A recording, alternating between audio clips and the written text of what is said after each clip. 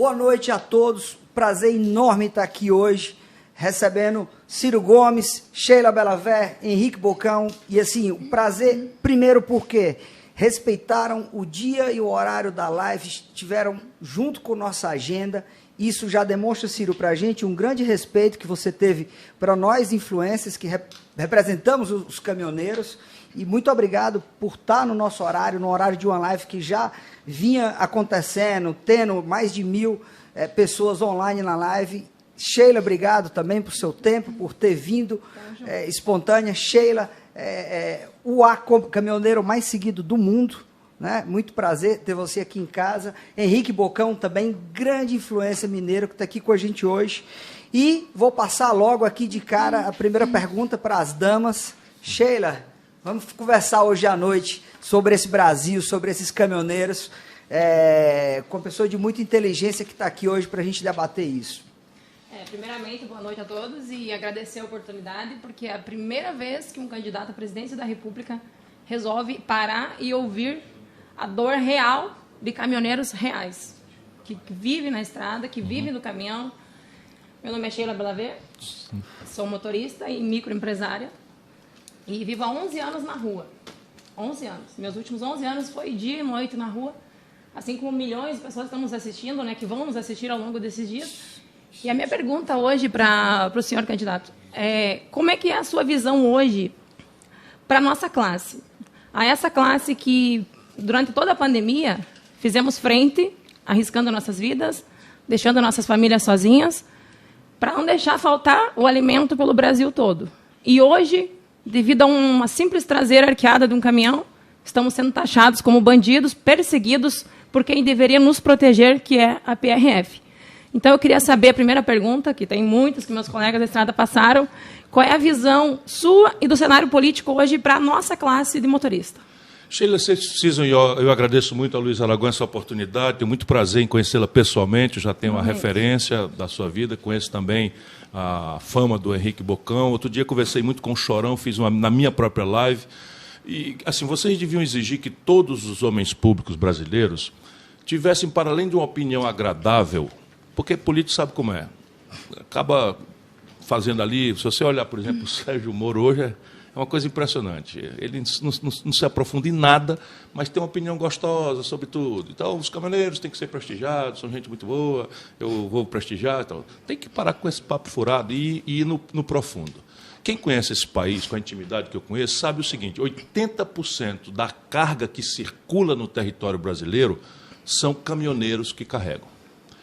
Parte importante, empresas que cada vez mais, protegidos por um governo, os governos de sempre, não é só este governo, não é?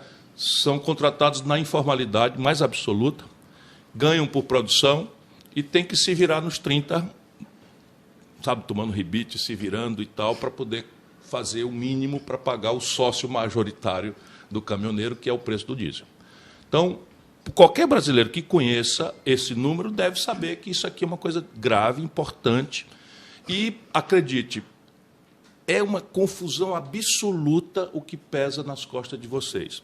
Claro que vocês, os líderes, os influencers que trabalham nisso, estão na agenda específica de vocês, mas eu olho a agenda como aquela coisa da casa onde falta pão, todos brigam e ninguém tem razão. Então, veja, um país que faz 10 anos que não cresce, Sheila, 10 anos que não cresce, vai explodir todos os problemas. Então, o primeiro grande problema, não tem carga para a quantidade de caminhoneiros e de empresas. E aí, quando não tem carga e você tem uma super oferta de caminhoneiros ou de empresas de frete, acontece o quê com o preço? Mergulha.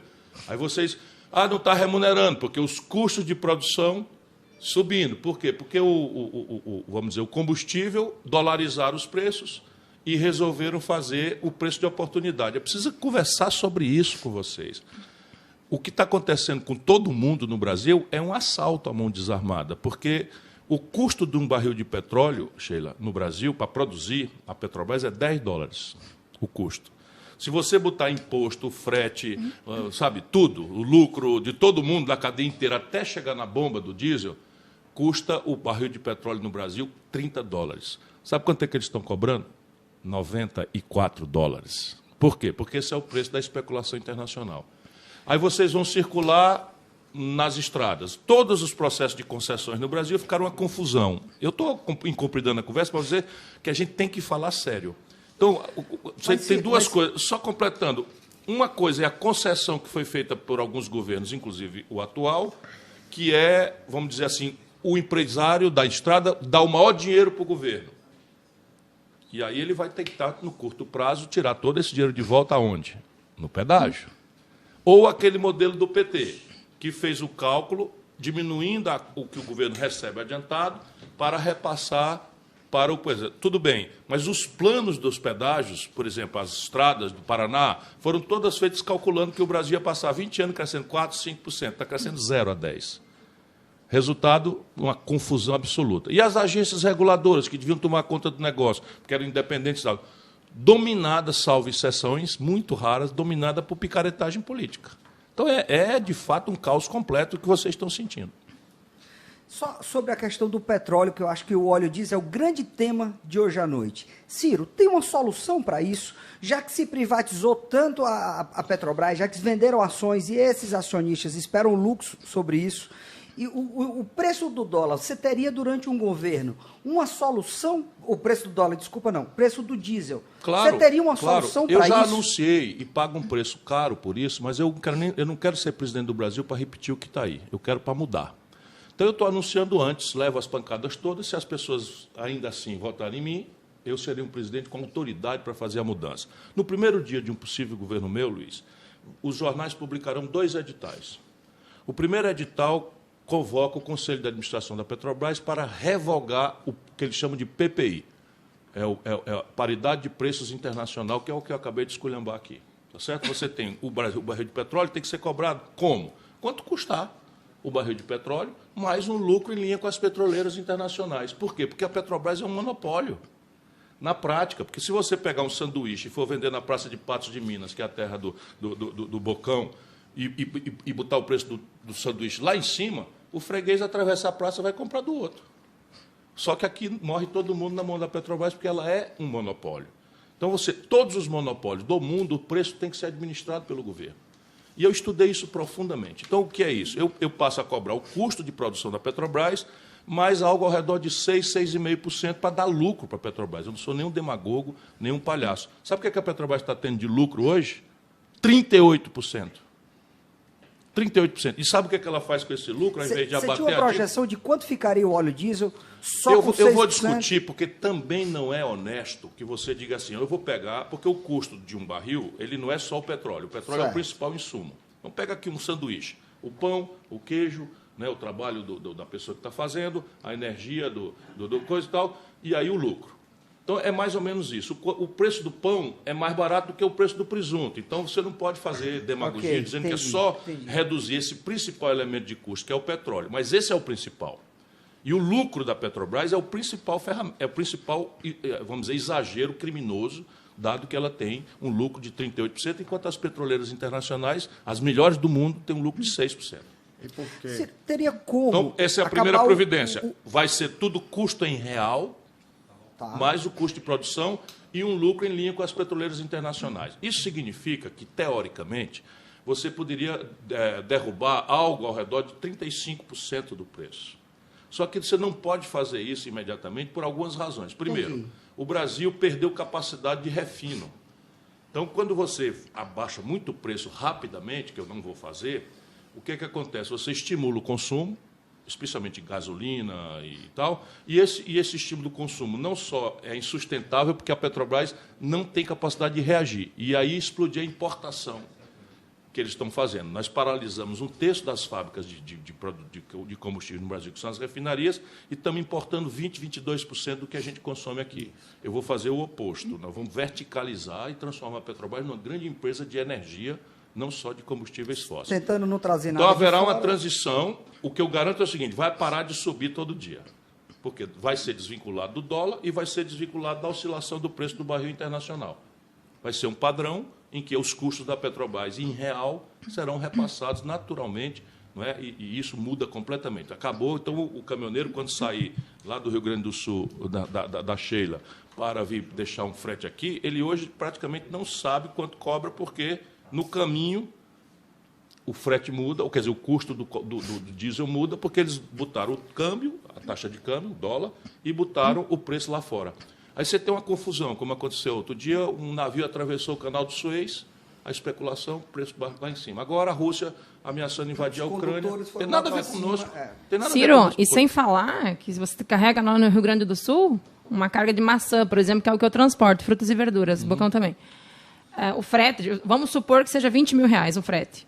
Para cá, digamos, para vocês, né? Sim. Não é um valor, é um valor aproximado. O retorno é 70% mais baixo que esse valor. Claro. E não existe uma bomba de combustível para nós abastecer com o preço do retorno. Claro. Então, mais uma pergunta, teria como mexer nesse imposto do ICMS, nós temos que discutir. Você tem que discutir. É sempre o caminho mais rápido você cobrir um santo e descobrir o outro. É um caminho mais rápido. Mas vamos lá, se eu tiro o ICMS, eu estou tirando o dinheiro de quem? Essa é a grande questão. É justo que vocês tenham uma resposta? É muito justo. Mas a resposta é, eu tiro do acionista minoritário da Petrobras, que está botando bilhões de reais no bolso sem pagar imposto, ou eu tiro da educação do povo pobre? Porque o ICMS está pagando mal e porcamente o salário dos professores. Essa é a grande canalice então, que a política... política... Então, essa pergunta que muitos colegas fizeram, não tem como mexer nisso. Tem como mexer. Aí depende do modelo econômico que você pratica, que é o que eu estou propondo. A gente põe em debate o modelo econômico. O modelo econômico que existe hoje no Brasil é o neoliberalismo. O que é o neoliberalismo? Quem for podre que se arrebente. É o exercício selvagem da competição, que teoricamente garante para o consumidor o menor preço. Isso é o que é a música. Competitividade. Competir. Mas só que isso num país como o nosso é isso. Então você tem cargas do sul para cima e tem que voltar com o caminhão. Ou ele volta batendo e o preço do diesel que você vai pagar é o mesmo. Na verdade, a gente compra o valor do dólar, mas a gente recebe ganha em real. Claro. Então, veja, o que eu posso fazer, concretamente, acabou, num possível governo meu, no primeiro dia, acaba a vinculação dos combustíveis brasileiros ao dólar e ao preço do barril de petróleo lá fora. O Ciro não quis falar em valores, mas se fosse uma redução de 35%, o diesel ia para 3,67. Mas, Ciro, por favor... Como separar a gasolina? Não, eu sei que você não falou isso. Só porque eu quero ser sério. Seria o preço de 2018. Tá certo. Tem como Deixa eu dizer para vocês, quando o Bolsonaro assumiu, dia 1º de janeiro de 2019, o dólar era R$ 3,70. Hoje bateu em 5,30. Então é o seguinte, o que vocês estão pagando? Vocês estão pagando a desvalorização do real. Só que vocês não têm a mesma coisa. Vocês não têm a mesma indexação. Mas, assim, vamos esquecer os caminhoneiros, vamos falar do morador da periferia, do Rio de Janeiro, de Recife, da periferia. Quando ele chega em casa e liga a luz, a energia, ele também está com a conta dele indexada a dólar. Por quê? Porque, nesse modelo de privatização, as grandes companhias de distribuição de energia elétrica foram entregues às multinacionais, que, por trás dos panos, conseguiram que o governo vinculasse ao dólar, que é a linguagem que eles conhecem. Então, você tem que desindexar essas contas. Então, isso é um assunto aparentemente técnico, mas a explicação é muito simples. Nós ganhamos em real e estamos todo dia obrigados a pagar a conta em dólar. E por que no Brasil só tem a Petrobras, não tem concorrência para a Petrobras? Porque no mundo do petróleo só existem duas coisas, ou os monopólios estatais ou 7 irmãs que são um cartel estrangeiro. Então, são Exxon, Shell, Texaco, Total, são 7 grandes companhias globais que dominam 20% do petróleo do mundo. E 80% do petróleo no mundo, 80% do petróleo no mundo é controlado por estatais. Então, a China quem controla é um estatal, a Índia quem controla é um estatal, a Rússia quem controla é um estatal, a Arábia Saudita quem controla é um estatal, a Venezuela. Os maiores produtores mundiais têm empresas estatais. Então, o Brasil, que tem autonomia, isso, autossuficiência em petróleo, tinha que optar. Ou entrega o nosso petróleo para uma das 7 irmãs que opera em conjunto, aí esse negócio aqui não tem mais nem como o governo mexer. Ou ele administra, como a Índia, a China, a Rússia, sabe? Administra um preço que nós soubemos administrar a vida inteira. Isso tudo não é novidade para vocês? Vocês estão aí no caminhão, não é novidade? Um produto que é fabricado pela Petrobras, ela é vendido mais barato para fora do Brasil do que para nós aqui. Porque vai desonerar de imposto. Então. Percebe? Vai desonerar de imposto porque ninguém paga exportação. imposto de exportação. O que vocês estão reclamando é correto. O que nós precisamos é parar de ouvir só a solidariedade superficial que vocês deram. Vocês, não digo vocês dois, mas a categoria deu em massa ao Bolsonaro, que é um estelionatário, um 71. Foi lá e não entregou nada de volta a vocês. Por quê? Prometeu claramente, quem quiser pegar aí no arquivo do Google, prometeu claramente que ia mudar a política de preço da Petrobras, chegou lá e se rendeu. Sabe quanto é que o general que ele botou na Petrobras ganha de salário? 10 vezes a renda média por mês, 10 vezes a renda média de um caminhoneiro. 280 mil reais de salário por mês. Tudo picareta, irmão. Ciro, a gente tem aqui duas disparidades que eu acho que podem ser resolvidas por um governo. Primeiro, o seguinte, por que só o Brasil dá desconto de IPI, ICMS e IPVA para as locadoras? Grandes grupos, Localiza, Movida, JSL. Esse ano vão ser produzidos no Brasil 160 mil caminhões, ou seja, 20 mil a menos que o ano passado. Só a JSL comprou 5 mil caminhões esse ano. Vai sobrar 155 mil. Preço de caminhão novo nas alturas, todo o autônomo pagando pelo caminhão muito caro e as locadoras comprando o caminhão com desconto de... Não sei por que no Brasil tem isso. Só mais uma coisa, Ciro, claro, para completar a pergunta. Claro. Os bancos também financiam o caminhão. Eu sou um vendedor de caminhão e eu vejo a dificuldade que todo mundo tem de comprar o primeiro caminhão. Nós temos 5 instituições no Brasil, 2 delas federais, Banco do Brasil e Caixa Econômica, que só aprovam financiamento para carros com 5 anos de uso. Um caminhão dura no Brasil 30 anos é a vida útil de um caminhão. É diferente de um automóvel que são 11 anos. Então, quando ele vai financiar um caminhão com 5 anos de uso, Ciro, quem comprou o caminhão não terminou nem de pagar. Esse caminhão não tem no mercado para vender, caminhão 2017 para cá. E o banco, ao invés dele reconhecer que a vida útil de um caminhão usado é maior e aumentar o tempo de financiamento de 5 anos para 10 anos, o que daria à população brasileira um acesso aos juros bem menor que o Banco do Brasil e a Caixa Econômica tem, está todo mundo pagando as financeiras 5% de juros, 4% de juros para caminhões com 10 anos de uso. Eu vendo mas caminhão... Mas é bom que você diga para o seu espectador, 4% de juros, 5% de juro... Ao mês. É isso aí, ao mês. Sabe quanto é o juro para um caminhoneiro japonês comprar um caminhão? 5% de juro ao ano. Existe linhas de crédito para produtor rural, PJ, e por que para o caminhoneiro autônomo não existe? Meu irmão, isso tudo é um jogo de poder. Vamos de novo conversar e eu estou feliz, porque eu tenho um livro, devia ter trazido aqui para vocês, em que eu especulo concretamente, eu conto essa história toda. O nosso país, de um tempo para cá, e o trágico é o seguinte, é que PT, Fernando Henrique, Lula, fizeram todos o mesmo modelo econômico. No Brasil está tudo montado para transferir renda de quem trabalha e de quem produz para o setor financeiro. Mas é assim, uma coisa impressionante. Eu fiz o cálculo, por exemplo, do período que o Lula mandou no Brasil. Peguei o Lula por quê? Não é para pegar para Cristo, não. É porque o Lula faz a retórica de esquerda, né? Fala do povo, que é não sei o quê, que ajudou o pobre e tal. Pois bem, o Lula, no período que ele mandou no Brasil, transferiu para os bancos e para 10 mil famílias de barões no Brasil 4 trilhões e 88 bilhões de reais do dinheiro público, via juro. Só juro. Não estou falando de renúncia fiscal, que eu vou voltar na sua pergunta. E passou para os pobres do Bolsa Família, no mesmo período, 332 bilhões de reais.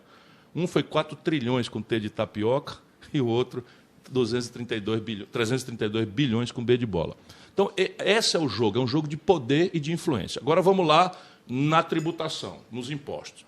Qualquer caminhoneiro, quando paga a conta da luz de casa, ou quando paga o combustível, está pagando entre 30% e 40% de imposto, indireto. Que é PIS, COFINS, IPI, ICMS, etc, CID, mais os custos... Hein? CID. A CID também e tal. Então, paga entre 30% e 40% na tributação indireta do consumo de tudo, e do combustível também, da energia elétrica, do telefone. Você está no celular aqui, você não sabe, 40% é imposto.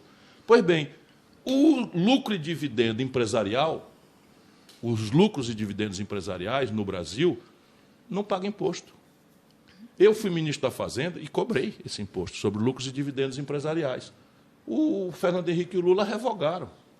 O imposto sobre herança, não estou falando de herança de de 2 milhões, 3 milhões, de 90% do povo, esqueça, não tem que pagar nada mesmo. Mas herança de bilhões de reais e tal, nos Estados Unidos paga 40%, no Brasil 4%. No Brasil 4%.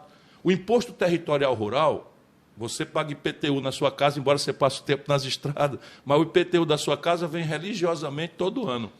E você paga o IPTU. Pois bem, o IPTU da cidade de São Paulo, por mês, arrecada o que essa grande fazenda do agronegócio do mundo, que é o Brasil, arrecada por ano de imposto territorial rural, que é o IPTU de lá.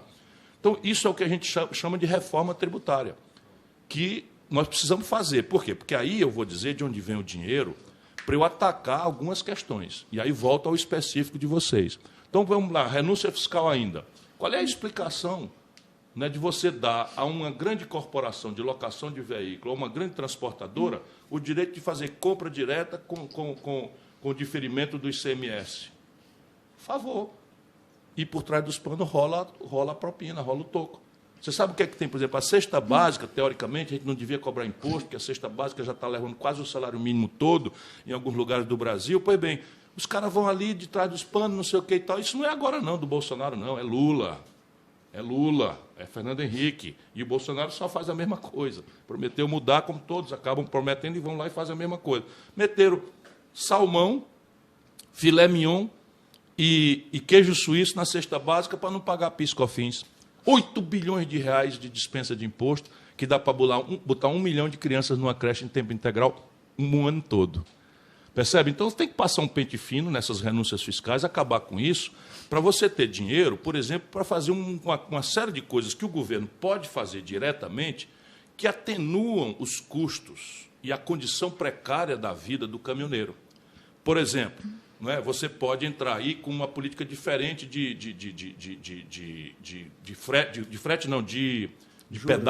pedágio, ou de juro. Você tem a ferramentaria, Banco do Brasil, Banco do Nordeste, os bancos públicos, Caixa Econômica, BNDES, você tem uma ferramentaria que você pode fazer por quê? Porque para o caminhoneiro, o caminhão é um bem de capital. E quando você tem um bem de capital, você financia com o FINAME, que tem outra condição pelo BNDES. Você tem que entender isso. Esse FINAME ele foi vastamente colocado no Brasil, juro de 2,5% ao ano, mas Ciro não chega no autônomo. Ele só vai para o grande. Não chega, 2012, meu irmão. Não chega, eu vou lhe explicar 2009, de novo. Quando chegou o Euro 3 no Brasil, nunca se vendeu tanto caminhão. Agora, o grande paga 280 mil no caminhão trucado, o autônomo paga 525. É uma diferença. E você pensa que isso é por e acaso? E o juro deles... Isso tudo é o modelo econômico, que eu disse aqui numa frase, é o de quem for podre que se arrebente, de quem for forte que prevaleça. E eu defendo um outro modelo. Eu defendo o nacional desenvolvimentismo moderno, que se preocupa em fazer com que o governo se associe com os empreendedores e apoie o esforço do empreendedor sem qualquer tipo de preconceito, mas com uma clara prevalência do pequeno. Por quê? Porque, no limite, 7 em cada 10 empregos no Brasil vem de pequeno. 7 em cada 10 empregos. Não é negócio de pouca coisa, não. 7 em cada 10 empregos no Brasil são germinados por pequenos. Mas vamos pegar aqui. Eu tenho conversado muito, tem técnicos estudando essas coisas. Aqui em Fortaleza nós começamos a fazer uma coisa que, enquanto não muda o sistema, eu posso, por exemplo, diminuir os custos de vocês estarem estacionados num posto de gasolina, se obrigando a pagar a permanência, não sei o que e tal. Aqui nós estamos fazendo praças, pequenas praças, de apoio aos motoqueiros de aplicativo.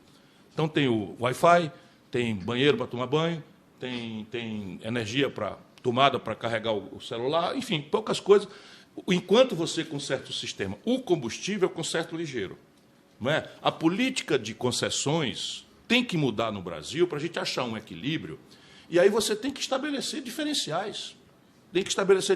Por exemplo, eu vi na reivindicação, vocês estão pedindo pouco. Não, quando eu tiver com o eixo levantado, eu não pago tantos eixos quanto está cobrando. Ok, mas isso não resolve. É absoluta mixaria. Depende do local, porque aqui na Bahia... Não, claro, para baixo é pesado. Em relação ao que o governo pode fazer pela classe, isso... É na matriz de concessão que você tem que mexer. Os caminhoneiros têm que se organizar para trabalhar na matriz de concessão. E elas estão caducando e micando.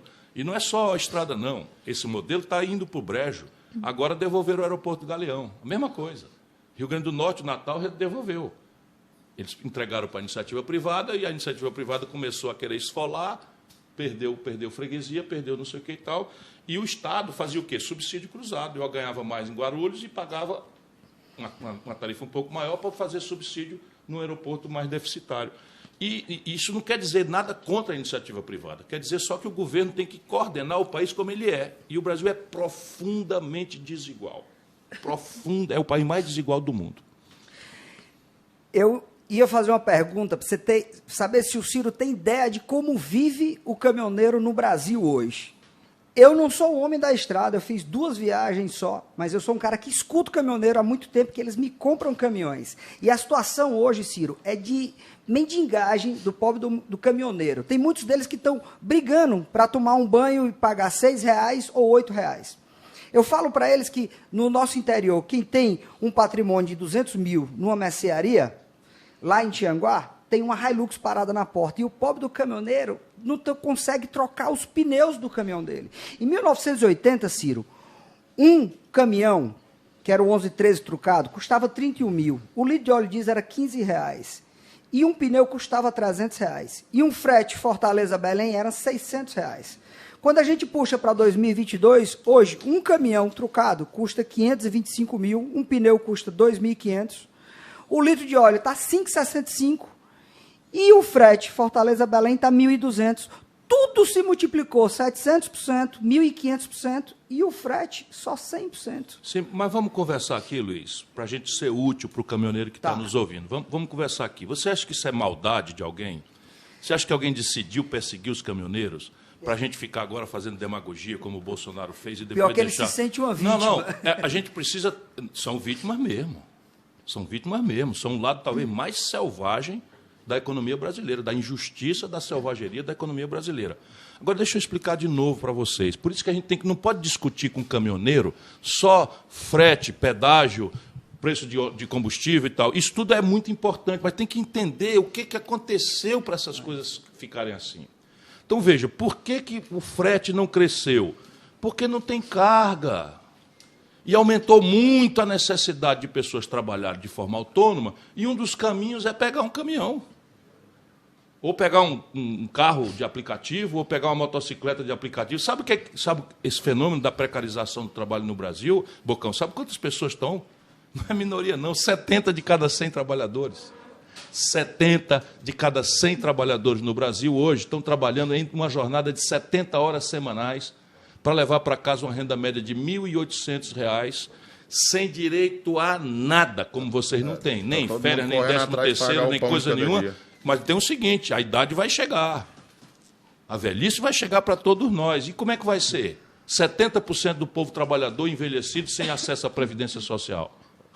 O Brasil está separando a classe pobre da média quando a rica pelos preços das coisas que estão chegando aí, o pessoal não está conseguindo. Então, veja, nós destruímos a indústria nacional brasileira. Então, hoje, por exemplo, pneu, tudo importado. Autopeça, tudo importado. 80% do valor de um carro...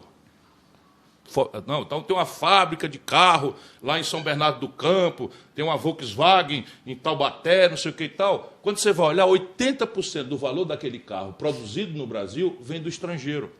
Portanto, o que aconteceu com o dólar? Por isso que eu estou tentando todo dia pedir a Deus que ilumine a minha palavra. O que aconteceu com o dólar no mesmo período? Faça essa conta. Aí você vai entender porque todos os custos do caminhoneiro explodiram acompanhando o dólar e a renda que é em real ficou. Por quê? Por que ficou? Porque a economia parou. Olha, o Brasil, entre 1930 e 1980, eu estudo muito isso, está aqui no livro, a explicação toda, vou deixar um para vocês. Uma hora dessa de insônia aí, né? Vale a pena. É uma linguagem o mais simples possível, mas é isso que nós precisamos discutir. Eu não vou deixar de discutir frete, sabe, pedágio, preço de passagem, seguro, tudo isso. Vamos discutir. Tabelamento de frete mínimo. Você sabe quando é que eles vão cumprir isso que o Bolsonaro prometeu, botou na lei? Nunca. É difícil. Não vão cumprir. Eles não conseguem cumprir. Agora no Brasil está tudo quanto é de companhia de ônibus, transporte coletivo, quebrando. Porque a população não está tendo dinheiro para usar o ônibus, os aplicativos estão barateando o acesso, então está diminuindo a quantidade de gente que vai para os ônibus, os preços dos ônibus vão subindo em dólar, o combustível sobe em dólar, e resultado prático, a população desempregada não deixa os prefeitos reajustar a tarifa, está tudo quebrando. E isso, assim, por onde você olhar, está acontecendo. Então, veja, o Brasil precisa ir na raiz desses problemas, com os prazos necessários. Então, reindustrializar o Brasil, para que a gente possa o seguinte, vamos pegar um caminhão, tudo bem. Agora o caminhão, outro dia eu estou aprendendo. Estou aprendendo que eu também estou... Dá uma viagem com nós. Eu vou com o maior prazer. Uma hora dessa eu vou mesmo. Mas outro dia eu gravei um programa, não sei, vocês não devem ter visto. Eu gravei um programa dirigindo. Fui numa área que podia, gravei um programa falando para vocês, tentando falar de forma mais simples. Isso que eu estou tentando explicar agora de forma mais chata, né? Mas eu acho que é uma ocasião de 2 líderes da categoria, né, que pode ter predileção política, partidária, seja por quem for, não me interessa. O que interessa é que vocês precisam saber o que é que vocês devem exigir de todos. Porque na lambança, meu irmão, vocês vão ser extintos. Percebe? Nós estamos sendo extintos. O autônomo está sendo extinto. É isso que está acontecendo. E é vai de propósito. Sobrar só os grandes empresários, isso. Que foi quem usufruiu dos benefícios do pró-caminhoneiro, que devido a tantas regras e tantas exigências, quem tinha pouca renda acabava não sendo aprovado. E quem foi aprovado e acabou pegando por um belo desconto, como diz o de impostos, como acabou de falar o Luiz Aragão, foi os grandões. Compra 3, que ganha estão 1. só comendo os pequenos. Mas isso está acontecendo no Brasil inteiro. Sabe a pandemia? Nós fizemos aí um mutirão de pressão, não sei o que e tal. O Banco Central passou 1 trilhão, de novo, 1 trilhão é dinheiro que gente besta como nós não sabe contar. 1 trilhão é 1.000 bilhões. 1 bilhão são 1.000 milhões. Você vê o tamanho do dinheiro. O Banco Central tirou do dinheiro do povo brasileiro 1 trilhão e passou para os bancos particulares ajudar os setores, todos, por causa de enfrentar a pandemia, a queda da atividade econômica e tal. Sabe o que eles fizeram, os bancos, com esse dinheiro? Emprestaram de volta para o governo. O governo deu para eles sem juro e eles pegaram e emprestaram de volta para o governo com juro que agora está em 10,75% ao ano. Então é o seguinte, toda a estrutura no Brasil está montada para fazer isso. E é a política, e só ela que é capaz de mudar.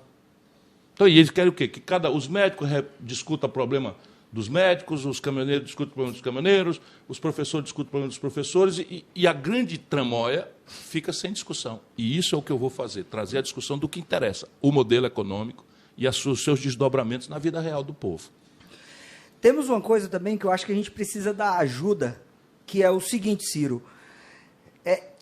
Eu não conheço um vereador, um deputado estadual, um deputado federal caminhoneiro. É uma classe extremamente sem representantes. Não sei se você conhece algum, que você conhece o Brasil inteiro. Não para em casa, não faz, né? Pedra que rola então, não cria limo. É uma classe que não tem representatividade política. Por quê? Porque no dia da eleição, só 20% estão em casa. Isso. Está todo mundo viajando. Então não é justo o caminhoneiro não fazer um voto. Ele viajando, em trânsito, sem ser um voto nulo, que ele deu o voto para o eleitor dele, estando ele onde ele estiver. Ou então o caminhoneiro vai parar no dia da eleição para todo mundo o máximo votar, que a gente consegue fazer é justificar quando Sim, está viajando, sim. como acontece sempre. Eu não tinha me ocorrido essa ideia. Trabalho. Não tinha me ocorrido essa ideia, mas ela pode ser estendida a pilotos de avião, uma série de pessoas que, por razões profissionais, estejam fora do seu domicílio, deviam poder votar. Não posso dizer aqui, mas é porque é uma ideia que eu não tinha tido, nem ninguém tinha me falado nela ainda. É uma ideia interessante. Ciro, como é que você vê a indústria das multas? Tantos fotossensores baixando de 60 para 50, pegadinha e tudo, isso está acabando também com a classe. Eu fui a São Paulo, peguei 5 multas, e eu ia descarregado, sem pressa, com minha esposa e tudo, mas eu ia no cavalo sem carreta. E a gente vê, cada dia eu pago mensalmente, de caminhões que eu recebo, mais de 17 mil mensal de multas que as outras pessoas receberam num caminhão e me passam, e a gente paga isso todos os meses. É um negócio extraordinário. Como você se posiciona em relação a isso? Eu sou muito sério, procuro ser muito sério, e eu sei que é muito chato. Eu também, de vez em quando, recebo uma multa em casa e não gosto nada disso.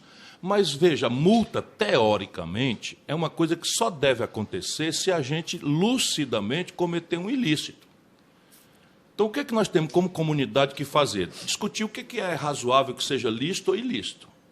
Então, lícito ou ilícito. Então, você tem um debate doído, sofrido, porque a minha ex-mulher, atriz, ela fez um laboratório de caminhoneira com o Fagundes e o Estênio Garcia. Carga pesada. Carga pesada, e a Patrícia Pilar fez um período, fez essa coisa. E ela fazia o laboratório. Minha inspiração. O quê? Foi minha inspiração. Ah, jura? Que bom. Olha. A série Carga Pesada e ela, Sim, sendo a caminhoneira lá, isso. inspirou muito na época Pois da bem, adolescência. e ela é muito obsessiva como atriz, ela estuda, faz laboratório, e eu parceiro dela, companheiro, acompanhei. As histórias que ela pegou, a gente foi para madrugadas por aí para ver, para conversar, e ela faz isso. É uma coisa absurda, certo? Mas vai lá. Então, o camarada tem o seguinte: eu estou devendo, a prestação do caminhão vai vencer no fim do mês, se eu não rodar 14 horas, 15 horas, 16 horas, eu não faço o valor que eu tenho que fazer, eu tenho que tomar um rebite e não sei o quê. E o cara está, de repente, doutor, eu com o olho aberto, eu dormi. Então, é evidente que esse é um drama que, em direito, você estuda determinadas condições que eliminam vamos dizer, a conduta criminosa pelo elemento subjetivo. Não vou dar aula de direito aqui, mas assim, você pode, eventualmente, matar uma pessoa em legítima defesa. Você não está cometendo crime, porque você está numa situação terrível e extrema. O estado de necessidade é também uma dessas condições. Mas não é razoável que a gente faça demagogia para dizer, por exemplo, que velocidade, excesso de velocidade, não tem que ser multado. Isso aí é o Bolsonaro. Tem, sabe por quê? Porque é claro que tem muita gente séria, que tem muita habilidade, que consegue meter 150 quilômetros num carro e se virar bem na coisa. Mas, na regra, na estatística, é mortal, irmão. Então, Fortaleza, por exemplo, ganhou o prêmio internacional. Nós estamos a capital que mais reduziu mortalidade. Chato pra cacete, mas os técnicos descobriram que se a gente reduzir a velocidade na cidade para 30 quilômetros, 40 quilômetros, chateia a vida de muita gente, mas salva, sabe? E se a gente lembrar que é um filho da gente que não foi atropelado, talvez a gente... Então, o que é que tem que fazer? Pegar o conjunto da categoria e discutir e validar modernamente o que é razoável e o que é que não é. Eu acho, por exemplo, francamente, com a modernidade que tem, freio a disco, direção hidráulica, uma série de coisas, você está com 80 km de velocidade numa estrada, é pouco, eu acho. Porque essa era a velocidade 40 anos atrás, 30 anos atrás, quando a direção era mecânica, no freio era disco, enfim. Né? Então, eu acho que chamar, discutir, mas uma vez estabelecido que legalmente esse é o limite, infelizmente a multa tem que fazer parte. Tem regrazinhas também que agora está muito falado. No Brasil, nesses últimos 3 dias, estourou arqueamento e fecho de mola. É uma briga a exageros, que realmente não dá para permitir. Pronto, me pegou. Não tenho a menor ideia do que isso significa. Traseira levantada. A traseira levantada. Mas isso é por isso que eu falei na primeira pergunta. Nós éramos heróis na pandemia, agora estamos sendo taxados como bandido. Pela imprudência de quem vem atrás. Ah, não. Está muito discutido desses 3 últimos dias. O Brasil está fervendo em meio aos caminhoneiros devido a isso. É você pegar o caminhão, arquear a traseira disso. Geralmente e isso é o que? É um recurso para ficar mais firme.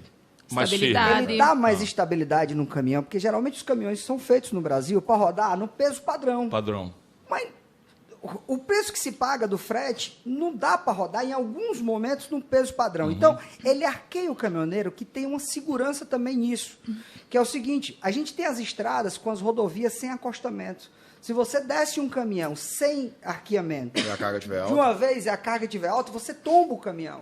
E esse arqueamento, ele ajuda com que você mantenha a estabilidade do caminhão. Fecho, aí não fica mole. E a polícia então, bom, eu preciso que vocês me orientem, porque eu não entendo absolutamente nada, não posso dizer nada para vocês. Esses dias tem sido o assunto da PRF. Inclusive, a própria PRF fez vídeos alertando a população que, vendo um caminhão assim, poderia ligar na hora que eles iriam mobilizar para tirar esse caminhão da estrada. Como é que eu, Ciro Gomes, governo? Eu já fui governador, já fui prefeito e tal. Eu nunca tomo decisão sozinho. Nunca. Eu já tomei muitas decisões duras na contramão daquilo que parecia ser o mais popular e nunca perdi a popularidade. Por quê? Isso eu não entendo nada de arquear a mola, não entendo nada, e preciso estudar isso, vocês vão me ajudar a entender. Mas, se fosse eu, por exemplo, o que aconteceria? Eu imediatamente chamaria as pessoas, chamaria quem é crítico disso, faria uma discussão rápida, de por que não pode? Não pode. Para com isso. E enquanto não houver essa discussão, e se não houver risco, não vai multar. Percebe? A multa é o último elemento quando a gente pacifica a regra. Está todo mundo de acordo com a regra? Tá. Vamos cumprir. Então, aquela regra que eu não estou de acordo, eu tenho direito, numa democracia, de pôr em discussão. E isso eu me comprometo com vocês. Qualquer regra. Mas isso existe em metro, para você estar passando o caminhão para pegar certa medida. Tem hora que o policial te multa e fala, recorre lá. Sendo o caminhão tendo em metro. Esse aí é o outro lado da tragédia brasileira, que é o autoritarismo dos poderes. Isso, aí eles abusam do poder. E hoje em dia, lamentavelmente, nem mais profissionais são tanto quanto eram no passado. Claro que a maioria ainda é, mas tem uma minoria aí que agora simplesmente faz o serviço dos políticos. A gente vai falar agora de coisas pequenas. Você fica comprometido de me ensinar o que eu posso fazer, porque eu não tenho opinião sobre esse específico. Uma coisa boba que a gente está pedindo aqui é irrisório para o que o governo federal pode fazer pela classe. A única classe no Brasil que é submetida ao exame toxicológico é o caminhoneiro. E alguns policiais, mas não permanece o exame. O caminhoneiro, a cada 2 anos, eu fiz 2 testes toxicológicos. E é humilhante só o teste de você. Eu já tenho pouco cabelo. Imagina tu tirar cabelo de uma pessoa. Tira o cabelo, Tira. Agora, assim, não é problema fazer o teste. Agora, por que o caminhoneiro paga pelo teste? Jura? Se é só ele que faz. Por que esse teste ele não é pago ou pelo Detran? Vocês estão de acordo de que vocês estão de acordo que esse exame toxicológico é justo? Não, ninguém está. Hein? É estranho, não. É estranho. Porque é só para ele. Porque é só para a categoria profissional. Vocês já entraram na justiça, porque isso é uma coisa... Eu compreendo o motivo, porque eu vi nesses laboratórios ali, a história do ribite. Ainda chama ribite?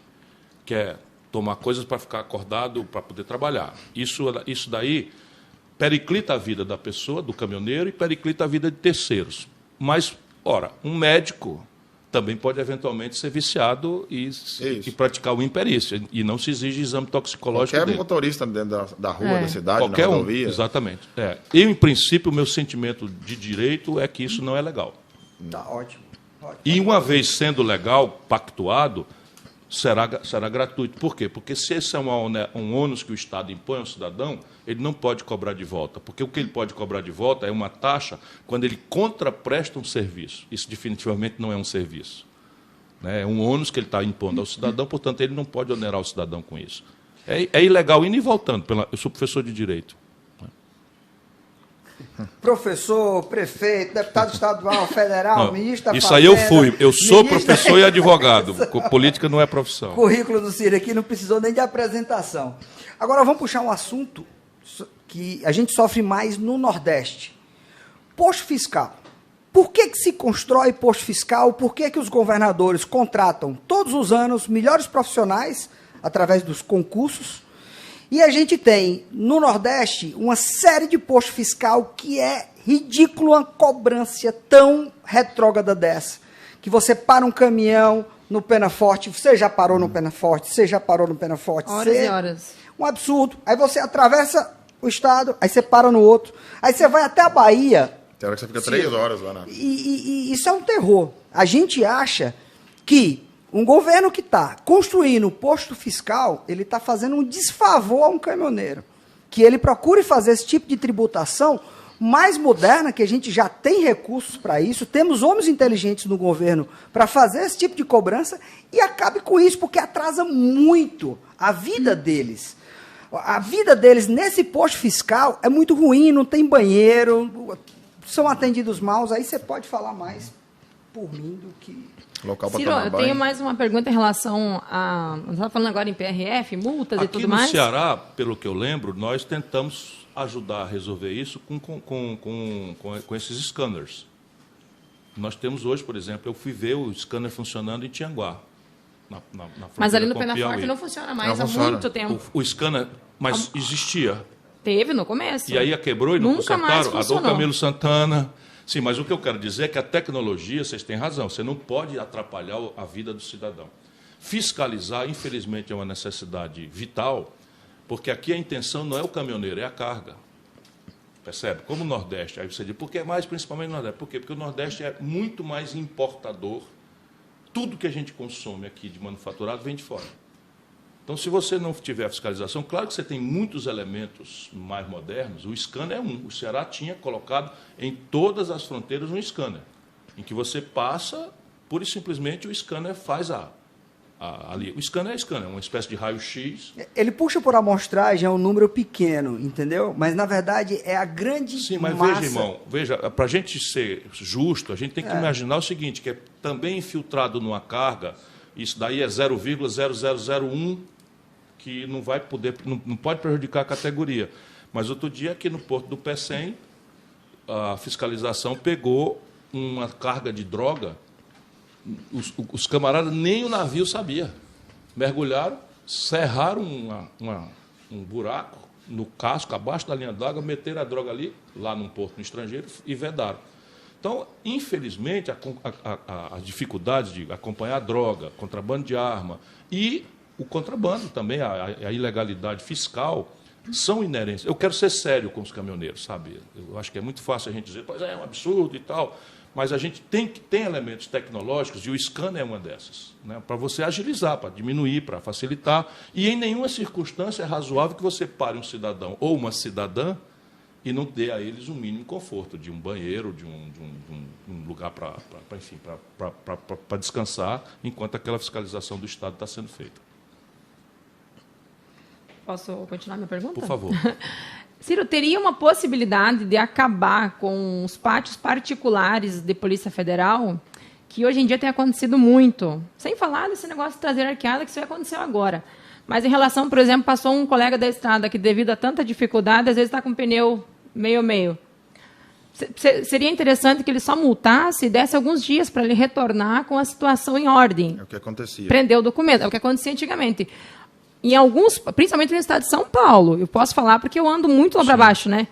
Tem vários pátios que é particular de algum integrante da PRF. Os fardados estão por trás disso. Temos profissionais bons e ruins em todas as categorias, né? Olha, não espere eu ser eleito, não. Mas se me manda sem precisar assinar, me indica que eu sou doido para denunciar a esculhambação no Brasil. Ciro, porque ao invés de ele estar fazendo isso, né, uma coisa que seria mais fácil de resolver multando e dando alguns dias para legalizar aquela situação, ao invés de nós, além do cara não conseguir manter o pneu, ainda tem que ir para o pátio, pagar o guincho, pagar a estadia, porque você é obrigado a pagar a permanência no pátio? Você nem pode levar o teu veículo, você tem que pagar o reboque. R$ por dia automóvel. Isso é achaque. O nome disso é achaque. E assim, ó, lá na nossa região, temos várias áreas de risco, por exemplo, que rouba caminhões e cargas. Serra do Azeite, não temos policiamento. Serra do Cafezal. Vindo para o Nordeste, a gente passa por Montes Claros, que é uma faixa de Gaza. Salinas. Ali, Salinas, tu passa ali, assim, ó. Ibó. Já me roubaram Ibó, então, é a área da morte. Aqui, a polícia está ali na frente, 1 quilômetro. Isso. Eles pegam na frente da polícia Passa porque para mim ninguém dá essa bola. lista, porque eu não preciso me eleger presidente para ajudar. Isso eu posso... Essa região do Ibó, principalmente aqui, muitos motoristas já perderam a vida ali. Levaram tiro andando, se acidentaram. Sim. Caminhão meu mesmo. Foram amarrados no mato. Sim. Muita gente morreu por bicho, por insolação. Então, não existe uma segurança para nós. Eu estou falando alguns trechos. Sim, claro. O Brasil é muito grande, temos milhões de trechos perigosos. Eu citei alguns para tu ter uma ideia do que nós passamos, nós que rodamos Nordeste, Sul, por exemplo, né? E então a polícia, ao invés de lidar com esse negócio de pátios particulares, se intensificasse o trabalho deles, o salário também que eles recebem, cada um faz aquilo que é pago, né? Sim. Para trazer mais segurança. Ao invés de nós andar praticamente refugiado, trabalhando refugiado, que é assim que eu acho que a classe está se sentindo. Deixa eu dar um número para você ver o tamanho do desastre que o nosso país está passando. Nós somos 210 milhões de pessoas. Sabe qual é o efetivo da Polícia Federal? 11 mil pessoas. Só para você ter uma comparação, a Polícia Militar do Ceará tem 30 mil pessoas, 30 mil efetivos. Então, é absolutamente ridículo. O país hoje é um país que está entregue às facções criminosas, entregue ao banditismo, enfim. E, infelizmente, estimulando que entrem na política, os policiais. Você tem policiais que, ali, Rio de Janeiro, Fortaleza e tal, policiais bandidaços que estão na política. Isso é um trabalho de faxina que vai dar muito trabalho para qualquer um que queira. Como eu falo, em todas as categorias temos os bons e os ruins. É não Aqui pode também generalizar, né? lógico. A nossa classe é muito generalizada, a gente sofre muito por isso. Mas é preconceito. Os bons isso. pagam a maioria pelos ruins. esmagadora é de boa gente. E é uma classe que todo mundo sabe o poder que tem, Né? É igual aquela vez, a gente parou. É a única classe que se para o país em 15 dias, entendeu? Nenhuma outra da classe carga, consegue fazer e assim, isso. quando a gente fala carga, fala com muita pressa, mas assim, todos os insumos hospitalares, e vocês naquela parada ainda garantiram a travessia dos insumos hospitalares. Mas, que era obrigado a passar, né? E evidentemente que o Brasil precisa sair da retórica, sabe, da conversa fiada, da demagogia, para sentar. E não há solução para o caminhoneiro fora de um novo projeto de país. Acreditem nisso. Você pode... Resolve um pouquinho aqui, resolve uma coisinha ali, diminui um pouquinho aqui, ajuda. Mas para resolver mesmo, o país tem que voltar a crescer. 10 anos sem crescer, zero chance. Nas condições que está aí, um caminhoneiro autônomo não está conseguindo pagar as Vai coisas. ser extinto. Vai ser extinto, vai todo mundo sair fora do mercado. Está tudo bem, querem vender caminhão já, aproveitar que o caminhão deu uma valorização mais alta, pensando no futuro que talvez pode abaixar, e vai todo mundo sair do mercado. E Ciro, falando em idade, que o tempo passa... E aí você cai no oligopólio de grandes empresas, e aí o frete vai ser mortal, porque não tem mais a competição que vocês garantem. Né, Bocão? Acho que hoje a gente vê muitos senhores aposentados de 80 anos ainda em cima do caminhão. Sim. Meu ex-sogro, por exemplo, é um que é aposentado há 13 anos, mas ele se aposentou com uma aposentadoria normal de qualquer outro trabalhador, sendo que ele passou a vida fora de casa, com risco de vida sempre gigantesco, que é o nosso, e ele teve que contribuir a mesma coisa que o outro trabalhador. Não teria que ter um plano de aposentadoria assim, mais eficaz para o caminhoneiro que arrisca tanto a vida fora de casa? Seria muito simpático eu dizer sim, vamos fazer um programa específico para os caminhoneiros, mas eu seria um mentiroso como o Bolsonaro. Deixa eu ver o que é que eu estou pensando nisso. O que é que eu estou pensando na Previdência? Eu estou pensando o seguinte, estabelecer um sistema previdenciário que tem três patamares. O primeiro patamar vai ser um programa de renda mínima, de um salário mínimo para todo mundo, pode ou não pode contribuir. Eu vou dar o nome desse programa de renda mínima, senador Suplicy, porque ele lutou a vida inteira por isso. O segundo vai ser uma variante, não é, do sistema atual, que é com um teto. Então, você vai contribuir e vai receber para todo mundo, como uma transição, um teto que nós vamos discutir, 7 mil, 6 mil, 5 mil, enfim. A partir daqui, eu vou criar um sistema novo, que é o que a gente chama de capitalização. Qual é? Se o seu sogro quiser ter um pouco mais acima do teto, ele vai poder contribuir para a conta dele mesmo, não é para o governo. Vai ser uma espécie de caderneta de poupança dele mesmo, só que ele não pode mexer enquanto não recuperar, enquanto não implementar o tempo da aposentadoria. Nós já fizemos isso aqui no Ceará para os servidores públicos. Só para vocês terem uma ideia, a Previdência no Brasil está quebrada, aqui já está com um pequeno lucro. E funciona. Aí as categorias vão escutar. No estudo estatístico, eu até quero perguntar para vocês, mas no estudo estatístico que a minha equipe estudou, a renda média de um caminhoneiro brasileiro é R$28 mil. Eu achei muito alta. Claro que essa renda é bruta, né? Os custos vai tudo sendo comido. Mas confere 28 mil de por renda ano? Média? Não, por mês. Onde? Aí nós estávamos bem. Não, então a distorção está na questão das empresas. Não existe esse salário. Não existe esse salário. Não existe porque o nosso lucro está ficando tudo não é lucro que eu estou estrada. falando, é renda. Aí dessa renda você desconta. Você me falou que o frete que você traz de verdura e fruta é R$20 mil. Uma sugestão, aproximadamente. Isso quanto tempo você leva? Você faz 2 cargas dessa por mês? Faz. Então dá 40 mil. Não, é não, Ciro, o de voltar assim, come, não sobra o que não, para voltar a gente volta tirando o dinheiro da vinda. Só para a gente combinar onde é que nós estamos falando. A renda não é o líquido que fica para você. Depois eu tenho que descontar os custos todos. Porque a renda tem a ver com o padrão de aposentadoria. Por isso que eu estou perguntando. Né? No estudo que eu tenho, é de 28 mil. Que a renda, não é o líquido, entendeu? Não é o que você bota no bolso, não é o que você leva para as crianças. Que aí você vai pagar o diesel, vai pagar tudo mais, né? E aí está só trocando cebolinha, igual fala. Deixa eu só dar uma notícia boa aqui. A Trend, Ciro com os caminhoneiros, já é o 5º Twitter mais visto no Brasil. Parabéns, Ciro, viu? Parabéns a... Né? Ó, parabéns. Eu vou só falar uma coisa aqui, não é uma pergunta, Ciro, é um conselho. O caminhoneiro é uma classe muito fácil de se identificar ela. É diferente se você for beneficiar os pescadores que estão na situação de apuro, você tem que criar um sindicato dos pescadores para cadastrar cada um deles. Os caminhoneiros autônomos estão identificados no Brasil com habilitação CDE. Esses são eles. Então, Ciro tem um projeto para emprestar juro para esse autônomo, para essas pessoas, é só dar para quem tem habilitação CDE. não mistura muitas pessoas físicas não têm essa habilitação. É só quem é o autônomo. Então, é como você possa identificar essa classe que é tão sofrida no Brasil, só por isso, entendeu? Já está na identidade do cara. Acho uma sugestão inteligente, pode ser o critério para muitas abordagens, mas deixa eu dizer, diante de 2 líderes, nada substitui uma organização mais forte de vocês. Não é para exercitar a força que vocês têm contra ninguém, mas é para que vocês imponham respeito. Percebe? Porque chega a véspera de eleição, todos os políticos têm essa mania no Brasil. Falar, se você pegar o Lula é um encantador de serpente. Parece assim que esse país ferrado que está aí, ele não tem nada a ver com isso. Parece que não foi ele que arrebentou a economia do Brasil, parece que não foi ele que deixou esse sistema de impostos absolutamente perverso, essas contradições todas. E está aí, se apresentando. Desde 89, toda eleição é o mesmo. O Bolsonaro fez a mesma coisa.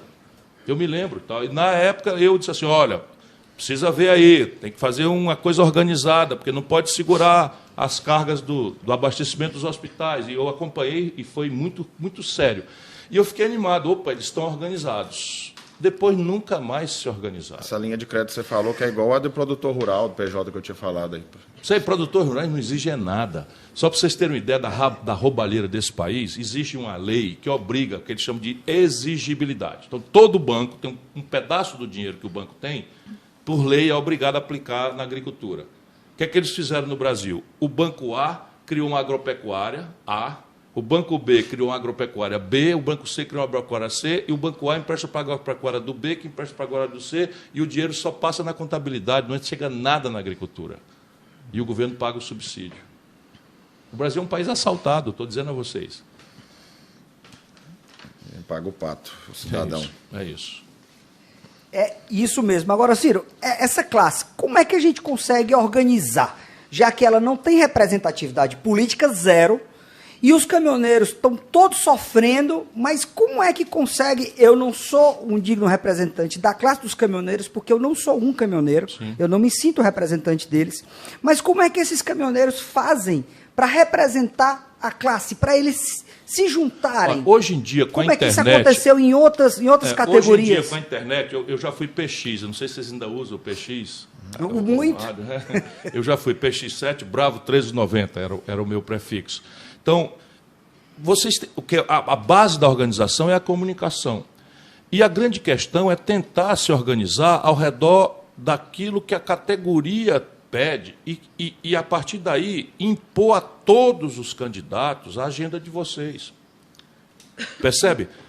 Nenhuma sociedade madura é apaixonada por político, sabe? Nenhuma sociedade madura no mundo é apaixonada. Não, esse candidato aqui... Porque no Brasil está desse jeito. O cara, se for Bolsonaro bate na mãe, chama Jesus de palavrão, anda pelado na rua, o cara, mito.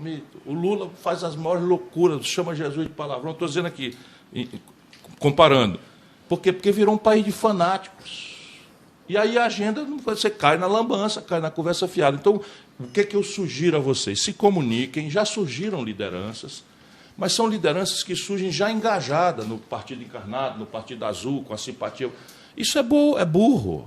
Cada um tem direito, cada um são cidadãos, tem direito de escolher, tem que ter sua paixão.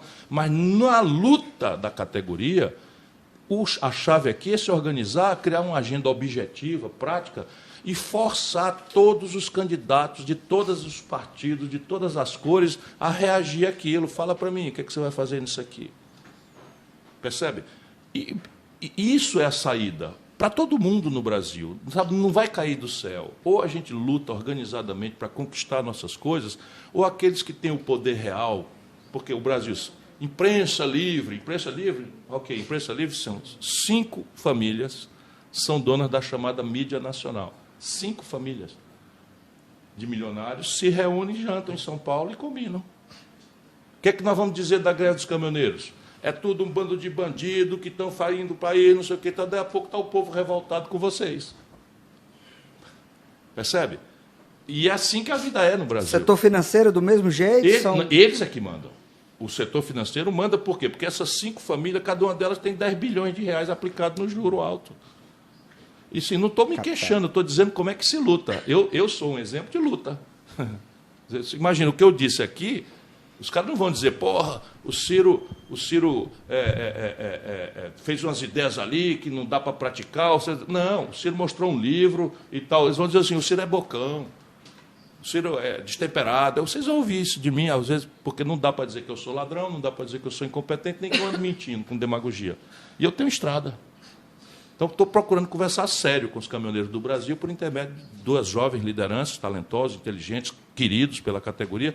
E essa é a forma. Ninguém vai dar nada para vocês. Ou vocês se organizam, não é? e obrigam a que a política reaja à agenda de vocês.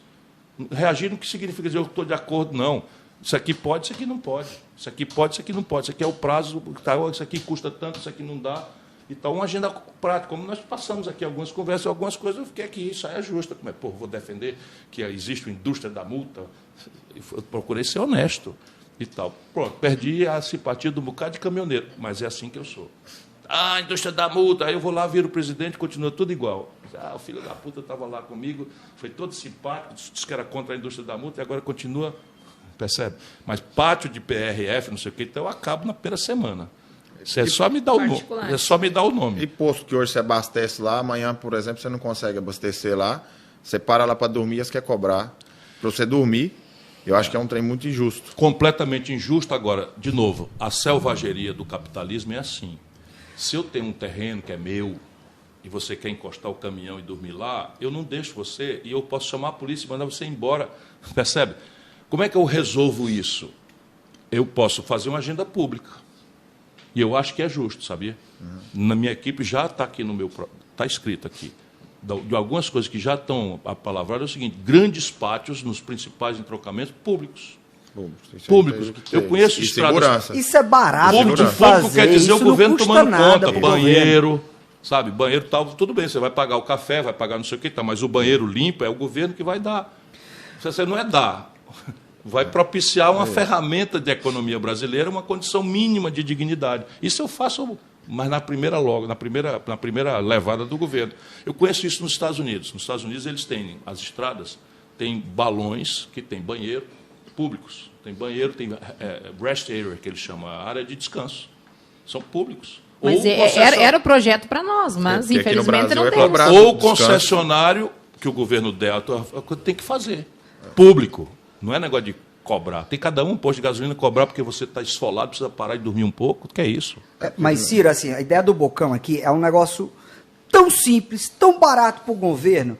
Eu saí daqui de Fortaleza, fui até Chuí. A gente viu 2 grandes postos que atenderam a gente, era caro. Mas o que a gente pode fazer para um negócio desse? Ao invés do governo também, vamos facilitar o privado. Que esses postos de gasolina, que sejam grandes paradas, que o privado faça esse posto, eles têm alguma isenção de imposto, que facilitem você gosta. Veja, mas vamos conversar sério. Nós aqui estamos preocupados com a educação do nosso povo. A gente está falando de bicharia, Ciro, para poder melhorar a qualidade dos caras na estrada, entendeu? Mas você está falando para a querida e respeitada categoria dos caminhoneiros. Eu estou me colocando como, eventualmente, o cara que vai servir a grande nação como um todo. Tá. Então, veja, por que a gente vai tirar o imposto do óleo diesel e deixa o lucro do acionista minoritário privado exorbitante, na faixa de 38% contra 6% que é do mundo? Sabe, porque parece assim que as coisas do público é a coisa do ninguém, mas a coisa do público não é a coisa do ninguém, é a coisa do todos. Está precisando de segurança para vocês? Como é que tem segurança? Ou eu falo em segurança com um efetivo policial que não seja 11 mil pessoas para um país de 210 milhões de habitantes, ou eu estou mentindo. Eu tenho que expandir a polícia. Onde é que eu vou tirar o dinheiro para fazer isso? Eu não sou um mentiroso. Eu tenho que dizer, então, proteger o dinheiro que seja justo. Tá. Mas vamos lá. É razoável que a Localiza tenha isenção de IPVA? É razoável que o motoqueiro de aplicativo no Brasil pague 4% de IPVA no valor da moto? E o camarada que tem um jatinho financiado pelo BNDES, que tem um helicóptero, que tem uma lancha, que tem um iate, não paga IPVA? Percebe? Então, em vez da gente isenta o cara, não, vamos cobrar dos grandes, rapaz. Vamos cobrar dos grandes e fazer. Sabe quanto é que custa um negócio desse? Uma praça, um rest area, uma área de repouso? Nada. Nada. Estou te dizendo, banheiro limpo, arrumadinho, não sei o que e tal, e uma cantina. E essa sim eu terceirizo. né? Terceirizo, deixa lá um concessionário para não sei o que e tal, e segurança, e uma tomada, e não sei o que, e um Wi-Fi para conversar com a família pelo Skype. Isso é moleza, custa tostão para isso. Não precisa tirar a isenção de ninguém, não. Vocês acham que não conseguiria um preço de diesel diferenciado para o caminhoneiro? Poderia ser criado um cartão, tipo de desconto, para o caminhoneiro autônomo? Pode, agora quem paga? Chega no final. Hã? Aí chega no final. Não. A questão básica é o seguinte, vamos lá. Eu estou propondo uma solução de atacado em que eu vou tirar o superlucro do acionista minoritário, que é um multinacional ou um banqueiro brasileiro, e fazer que o diesel imediatamente pare de subir indexado ao dólar e gradualmente vá caindo de preço. Tá certo? Isso aqui é uma proposta que está estudada, eu tenho condição de fazer. E aí você diz, não, por que não cria um cartão? Quando eu criar um cartão, o preço do diesel vai continuar o mesmo, pela ideia, o lucro do multinacional, do banqueiro, vai ser o mesmo, e essa diferença, para subsidiar vocês, eu vou tirar da saúde do povo, da educação do povo. Percebe? A gente tem que tirar para vocês de cima. Senão nós vamos começar a tirar do miserável para o pobre, do pobre para a classe média, da classe média para o pobre. E a grande... Sabe quantos brasileiros hoje? 5 acumulam a renda dos 100 milhões de brasileiros mais pobres. Parece mentira. 5 pessoas, assim, eu sei o nome dos 5. 5 pessoas no Brasil, se você somar o patrimônio desses 5 e pegar os 100 milhões de brasileiros do imposto de renda mais pobre e um rico, é igual. Aqui está a chave. 100 milhões ou 100 mil? 100 milhões de pessoas. Esses 5 têm igual. Os 5 têm a fortuna equivalente. E não pagam imposto, cara. Lucros e dividendos, grandes heranças, sabe? Imposto sobre grandes fortunas, nem paga. Isso assim, mas tu está inventando isso para o Brasil? Não, o mundo inteiro cobra. Eu, Ciro Gomes, já fui ministro da Fazenda do Brasil. Com Itamar Franco, presidente da República, eu ajudei a fazer o Plano Real. Eu cobrava, pô. Eu cobrava. Vocês morrem com 27,5% de imposto de renda. O cara que... Depois que morre, ainda paga. Eu digo, vocês morrem com 27,5% de imposto de renda, ali na fonte, não tem nem como escapar. Pois bem, o barão no Brasil que recebe R$1 bilhão de lucro e dividendo de um banco não paga nem um puto. Eu acho 300 bilhões de reais por ano, assim, ó, com a mão nas costas, está tudo escrito aqui. Onde é? Aí a gente vai conversar. 300 bilhões. Bilhões por ano. Você tem uma proposta que eu li sobre ela, achei achei com fantástica. detalhes. Limpar o CPF das pessoas, seriam 63 milhões de pessoas e 700 devendo mil. a R$ 1.400 Agora, cada 6 um. milhões são microempresários, MEI, por exemplo, caminhoneiros, tem muito no Serasa. Se você conseguisse limpar o nome dos caminhoneiros, Não. você a situação. Ô, irmão. Ciro, a situação do caminhoneiro é horrível hoje. Estou falando para você, qual é a lógica? É limpar, é fazer caridade, é fazer Não. demagogia? Não, é assim. Todo ano neste infeliz país, todo ano, os contribuintes que pagaram os seus impostos em dia, ou a classe média que morre com o salário na fonte, não tem nem como escapulir, são feitos de palhaço e de otário, porque o governo entra ano e faz ano, de novo, faz um tal de refis. O que é o refis? Dinheiro público, de todo mundo que não pagou os impostos, não pagou, foi multado, pegou correção monetária, quando chega no fim do ano, está ali aquela dívida, o governo diz assim, opa, vou fazer um parcelamento em 120 meses.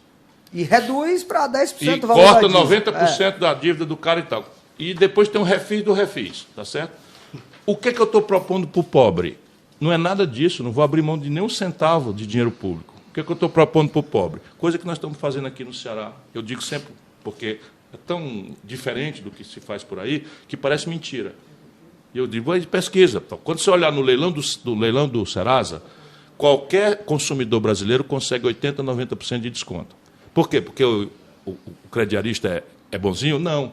É porque o camarada foi no supermercado, ou na loja, comprou um micro-ondas por R$400, picou em 20 vezes, e aí perdeu o emprego, perdeu a renda, a comida subiu de preço, ele tem que optar ou pagar a prestação do micro-ondas, ou pagar a comida do meu filho e tal, e inadimpliu. Quando ele inadimpliu, ele já tinha pago dos 400, tinha pago 100, estava devendo 300, quando ele vai olhar a conta está em 1.000.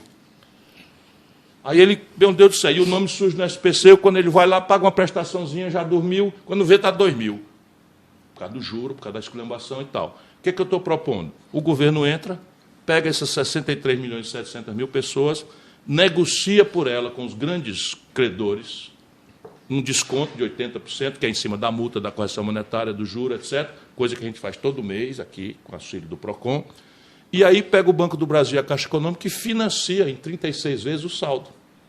Sabe quanto é a dívida média do povo brasileiro depois dessa operação? R$ 1.400. Divide R$ 1.400 por 20. Tu que é bom na matemática? 20 vezes a prestação? R$ 70. R$ 70 por mês. Aí eu faço um programa de educação financeira, para o cara aprender o que é juro composto, para saber que aquelas letrinhas miudinhas que o cara não leu quando assinou, para a gente evoluir. E aí o que eu estou fazendo? Caridade? Não, eu estou restaurando o principal motor de ativação da economia, que é o consumo das famílias. Também ninguém precisa ser economista para entender. Se as famílias podem consumir mais, o comércio vende mais. Na economia, o comércio vende mais, se o comércio vende mais, contrata mais gente, encomenda mais da indústria, óbvio. E isso é uma coisa que está pronto o projeto para ser feito. Show de bola. Show de bola. É verdade. Eu tenho mais você não está sendo odiado, não. Se você está em 5º lugar no Twitter do Brasil, você não está sendo odiado pelos caminhoneiros, não. Não, pelo quanto estou brincando. As pessoas gostam de quem fala sério. Pode até ser mal compreendido na hora, mas depois respeitam. Ciro, eu tenho mais uma pergunta que foi feita através de colegas da estrada. Sim, Sheila. Teria alguma possibilidade de zerar o imposto sobre o importado? Por exemplo... Todo mundo imposto, né? Olha a preocupação Sim e nossa. Não. Sim e não. Importado de quê? Por exemplo, o pneu. Pronto, vamos lá. Eu uso importado. Então, vamos lá. Sim e não. Por que sim? Porque se o Brasil não tiver um similar sendo fabricado aqui, não faz sentido eu cobrar imposto sobre uma coisa que eu não fabricando aqui, trago de fora e que é um elemento, vamos dizer, bem de capital, ou seja, um elemento central para um setor sensibilíssimo da estratégia econômica do país, que é a logística, que eles chamam, que são os caminhoneiros, que a gente prefere chamar por carinho. Não por quê? Porque se eu tiver uma fábrica de pneu brasileira, ela é uma fábrica que se financia a juros explosivos e o chinês se financia a zero. Ela é desse tamanho, a chinesa é 10 vezes o tamanho dela. E o mercado brasileiro é tão importante que você pode ter o estrangeiro vendendo mais barato aqui um período para quebrar as fábricas no Brasil, dominar o mercado e depois voltar a cobrar lá em cima, que é o chamado dumping. Então, a gente tem que ter uma política industrial e de comércio exterior em que eu vou preferir produzir aqui. E aí eu tenho que produzir aqui de maneira que o meu produto aqui, o meu pneu, tenha a qualidade do estrangeiro e o preço competitivo com o estrangeiro. Porque, senão, por que você prefere o importado? Valores. É isso. Mas por quê? Porque o pequeno aqui está se financiando a juros de 1,5% ao mês e o concorrente dele estrangeiro se financia 1,5% ao ano. Só que se eu matar as fábricas do Brasil, onde é que eu vou empregar meu povo? Onde é que vai ter carga para o meu caminhoneiro transferir? O Luiz Aragão falou um pneu R$ 2.500, mas... Não existe. Não existe. Não. É 4 mil, dependendo do lugar onde chega. Caminhão 9 eixos, o pneu do meu carro de passeio é uma exorbitância, imagina de vocês. Ciro, só para você ter ideia, um caminhão 9 eixos são 34 pneus. Vamos colocar 3.100 cada pneu, dá R$ 105.400, que tem um caminhão de pneu. Um caminhão. Que a estrada cheia de buraco ali, você bate no buraco. Ele gasta a cada 3 meses R$ 100 mil. Fabricantes de pneus brasileiros, precisamos conversar urgente para eu saber quanto é que custa o importado. R$ 1.800, R$ 2.000. E o nacional? R$ 3.300, R$ 3.000 e... Preciso entender o que é. Correr rapidamente dizendo que é o imposto é o que eu não concordo. Pode até ser, mas normalmente é juro. Normalmente é juro, que é muito maior do que lá fora. Mas, enfim, você tem como achar o caminho de equilibrar isso daí. Tem como achar o caminho em todos os setores. Se você sabia, por exemplo, o celular que a gente usa, todos eles são importados, 100%. O meio de diagnóstico médico que a gente usa, todos importados. 86 de cada 100 remédios que a gente toma, importado. Estão destruindo a economia brasileira. Destruindo. Aí, no fim, nosso povo, 70% está aí, se virando na informalidade, porque não tem emprego. Ciro, o Luiz fez um cálculo mais ou menos dos pneus. Todos os dias, principalmente na região de Salinas, caminhões são levados só para fora da rodovia, coisa que o policiamento deveria facilmente evitar, e é deixado no cepo. caminhoneiro amanhece amarrado e o caminhão no cepo, sem Eles todos roubam os os pneus. pneus e o Você combustível. viu um vídeo Todos no os trevo. dias. No trevo, eles abriram a porta, né? No trevo É das 100 mil Salinas reais, para é muito dinheiro, Muito só dinheiro. de E pneu. levam dinheiro. e... A maior parte do Brasil, os roubos que acontecem é de pneu, roda e tacógrafo. Que vergonha, hein, Polícia Rodoviária Federal? As pessoas sabem até onde é o lugar e só vocês não sabem. Será que aí tem, hein? Mas Aí se tem. chamar o policiamento para um caminhão arqueado, eles vão. Ainda fazem vídeo É alertando a isso população. isso é que faz com que as pessoas não queiram respeitar nem a lei nem as autoridades. Que vergonha. Ciro, mais uma dúvida minha. Eu tive um consórcio que, na época, foi em 2019, eu achei que era a melhor proposta para mim adquirir o primeiro caminhão. Foi o primeiro caminhão que eu comprei. Até foi repassado da empresa onde eu trabalhei por 10 anos como funcionário. Uma carta de consórcio, era uma prestação, num caminhão 2018-19, de R$ 7.200. Com a pandemia, minha prestação subiu 30%. Não adiantou eu brigar com um fabricante, com um vendedor, com consórcio. Simplesmente, hoje eu tenho um caminhão com 4 anos de uso, com a prestação com aumento de 30%, e não sou só eu. Muita gente está passando por isso no Brasil hoje. E a gente não tem, como o Luiz falou, talvez uma falta de alguém que nos represente. Mas a gente não tem a quem recorrer. Mas isso é A só gente em está sendo consórcio. assaltado todos os dias sem arma. Mas E se não pagar, você toma um procurou o veículo. PROCON? Eu procurei até advogado, procurei o pessoal que Qual é a recorre. explicação que eles dão? Porque aqui você E pode ter algumas a coisas. lei do consórcio protege o consórcio. Ah, mas sem dúvida. A lei no Brasil só protege o barão, só protege o Exatamente poderoso. isso. É Então, não fui só eu. Muitos mas a caminhoneiros explicação estão que até perdendo juro o caminhão por causa ou disso. porque o preço do caminhão subiu? Subiu Pela o tabela preço do FIP. veículo. O consórcio é Eles estão baseado... subindo pela tabela FIP, mas se a tabela FIP do caminhão abaixa, eles não abaixam a prestação. Só está aumentando. Não abaixa mais, O caminhão só- tá Mas ficando na mais... letrinha pequenininha, esse preço é pactuado, é flutuante? Na letrinha pequenininha do contrato, ou você não Mas foi isso informada lá em disso? 2018, quem que imaginava que nós íamos passar por tudo que o Brasil passou? Não, o não, mundo mas a passou? pandemia não é a explicação. Mas é o que estão usando. A pandemia não é a explicação. A explicação E vão aqui, usar pra o que está sempre. acontecendo na indústria automobilística global? Houve uma perda da cadeia produtiva e hoje em dia os caminhões são muito eletrônicos. Então, caminhões e carros. Então, o chip não está faltando. Então, como faltou a lei da oferta e da procura na selva capitalista, o preço sobe. Mas a questão é, se na letra pequenininha, isso é o PROCON que pode lhe ajudar. Se baixar, também tem que baixar também.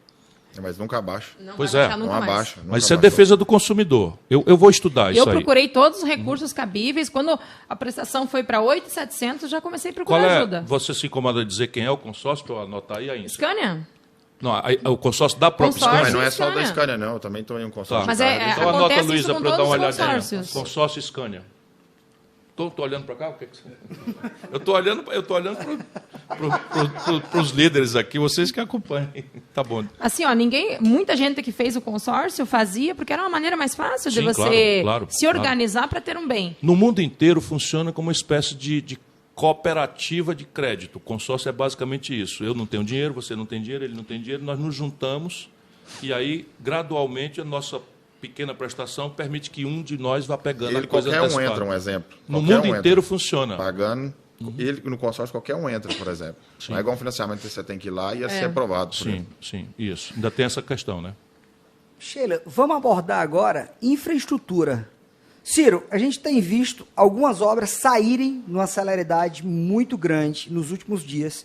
E a gente vê muitas obras ainda pelo Brasil, assim, 222, alguma coisa que a gente já precisava estar duplicada. A própria 101 eu fiz ela agora 2 vezes e ela não está toda duplicada. Você é a favor de um pedágio para a rodovia ser melhor ou melhor sem concessão e deixa como está? Ou o que a gente esperaria do Ciro presidente? O que ele faria pela infraestrutura, nossas estradas, o pesadão mesmo? Veja, no Brasil, nós não podemos copiar modelos únicos, nem muito menos modelos estrangeiros, como nossos governantes têm feito. Por quê?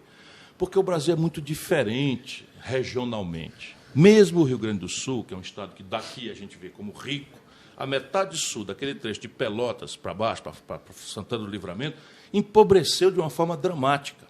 Minas Gerais, Patos de Minas, Triângulo Mineiro, tudo lá agora, rico para valer, a gente tem essa ilusão, sobe um pouquinho Montes Claros, não é? Vale do Jequitinhonha, Mucuri, ali e tal, aí já é Valadares, Teófilo Otoni, conheço tudo isso com a palma da mão, com a fibra do meu coração. É muito pobre.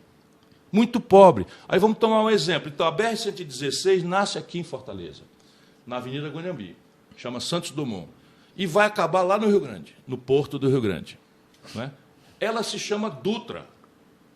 É a mesma BR-116 quando separa São Paulo do Rio de Janeiro. Ali está a maior intensidade de tráfego do Brasil e o maior volume de pedágio são caminhoneiros, caminhões que pagam.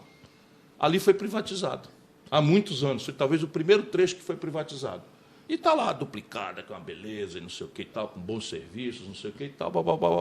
Quando junta São Paulo para Curitiba, é outro trecho importante, era trechos perigosíssimos e tal, também foi infraestruturado, chama Regis Bittencourt, é a mesma 116, privatizado e tal. Só que no trecho Teófilo Otoni, Valadares, né, aí entra para Pernambuco, ali, Salgueiro, é miséria só, pobreza grande e tal, e essa confusão.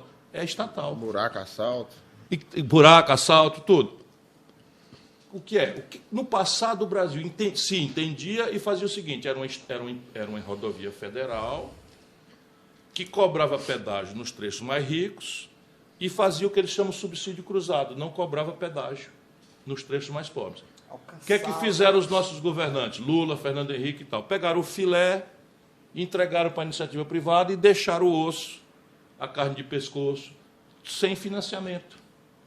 Então, veja, quantos quilômetros de estrada pedagiada, para ser sério, quantos quilômetros de estrada pedagiada vocês acreditam que tem o estado do Ceará?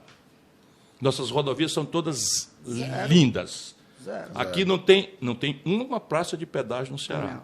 Uma só. E são estradas asfaltadas com fundo de manutenção. Eu construí 3.600 quilômetros, o Cid construiu 4.000, o Camilo Santana já construiu 3.600 quilômetros. Não tem 1 quilômetro de estrada pedagiada no Ceará, nenhum sequer. Por quê? Porque a nossa economia não suporta. O caminhoneiro aqui não tem condição de pagar, e a gente aqui governa para as maiorias. E aí não tem, acabou. Teve um seguidor que me fez uma pergunta a respeito das rodovias aqui do Ceará, não vou saber fazer ela direito, mas tem uma estrada aqui, por exemplo, que você corta por dentro e chega lá em Aracati, que caminhão não pode passar. É porque, é a duplicação. Não. Na época do Lúcio Alcântara, as rodovias estavam muito ruins e ele proibiu o tráfego de caminhões pelas rodovias estaduais. E você precisa de uma licença chamada ET para poder passar nelas. Mas isso até hoje, Ciro, não foi tirada essa licença. Não, só um minutinho para ser sério, sempre. Não, tranquilo. A especificação da engenharia das estradas estaduais turísticas, que a gente chama o litoral leste, o litoral oeste, essa que você está falando, o litoral oeste, foi duplicado, não pode andar caminhão pesado, acabou. Por quê? Porque a estrada não suporta. Entendi agora. E ela tem uma paralela federal, que é a BR-116 ou a 354, né, que chega em Aracati. 354, eu acho. Hein? 304, que chega em Aracati. Exatamente. Ali é federal. Mas nós temos, em paralelo a ela, uma estrada estadual que é turística. Essa outra daí. É estadual. E, enfim, mas aí a especificação de engenharia não suporta a tara dos caminhões, especialmente os grandes caminhões, porque a especificação não é para isso. Né? Mas eu estou retomando aqui. Então, no Brasil, o que é que nós temos que fazer? Nós temos que fazer um planejamento, e aí a primeira grande antecedência, deixa eu falar com os caminhoneiros o que interessa, senão nós vamos ficar brigando e não vamos sair da demagogia. Sabe quanto é a taxa de investimento hoje no Brasil? Investimento em infraestrutura no Brasil. Sabe quanto é que vai sobrar no orçamento de 2022? 25 bilhões de reais. Sabe quanto era em 2010, quando essa crise começou, com o PT, com a Dilma? Era 175 bilhões de reais. Não, era 100 bilhões de reais. Sabe quanto era no Itamar, comigo? 175 bilhões de reais. Está se acabando o investimento.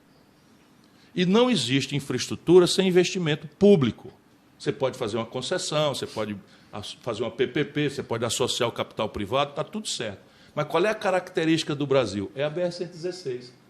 Alta intensidade de tráfego, que dá para você cobrar um pedágio norte-americano, na Dutra, e uma baixíssima rentabilidade no trecho Valadares-Salgueiro, né, em Pernambuco, que você não pode cobrar nada. Então, como é que a gente fazia nos aeroportos? A mesma coisa, o Brasil tem 40 aeroportos, em números redondos. A Infraero tinha 40 aeroportos. 8 dava lucro, 32 prejuízos. O que é que eles fizeram? pegaram os 8 que dão lucro, entregaram para a iniciativa privada e ficaram com os 38 aeroportos que dão prejuízo. Aí sabe o que o Guedes está fazendo? Criando uma empresa estatal para administrar o prejuízo. Só que agora o prejuízo vai ser pago com dinheiro do Tesouro. E antes era como?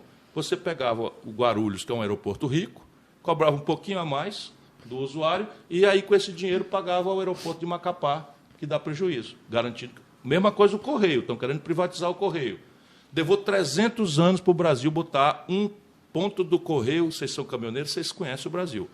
Um ponto do Correio em cada uma das comunidades brasileiras. Está lá, 300 anos demorou para fazer.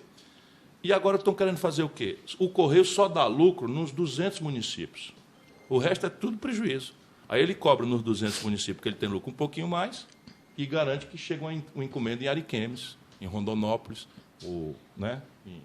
Enfim, nos interiores do Brasil.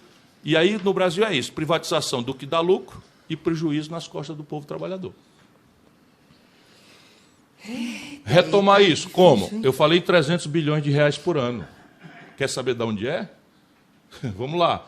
Que aí os caras assim, eu vou cobrar 0,5% de imposto sobre grandes fortunas acima de 20 milhões de reais. Eu alcanço 58 mil pessoas em 210 milhões de habitantes e junto 60 bilhões de reais. Com 60 bilhões de reais, a gente senta com os caminhoneiros e resolve a parada. Por ano, tá? Eu resolvo a parada para sempre, com 60 bilhões por ano. Essa sua posição é difícil, porque você está indo aí contra os empresários. Claro, mas não estou indo contra o empresário. Quem domina mas como é a Europa, como é os Estados Unidos, como é que o mundo faz, é assim. Eu estou admirando a coragem. Mas eu não quero ser presidente. Tu vai ser assassinado. Olha aqui. Que o empresariado, olha uma hora aqui, dessa... o Collor foi eleito presidente da República, saiu desmoralizado, cassado. O Fernando Henrique foi presidente da República, juntou-se com essa gente aí, não sei o que e tal, nunca mais ganhou uma eleição nacional, nem ele, nem o PSDB. O Lula foi presidente da República e foi parar na cadeia, governou com essa gente. A Dilma governou com essa gente, foi caçada. Ora, esse caminho que está aí só presta para quem está ganhando. Para os políticos é desmoralização e cadeia. Eu estou noutra, meu irmão. Eu estou para mudar o Brasil. Ou então, não quero ser. Fica aqui fora. Não é? Nós vamos lembrar disso aqui uns anos. Sim, senhora. Nós vamos lembrar desse podcast. Olha, já anote isso daí, anote isso daí, mas não saia do Ceará. Não saia do Ceará.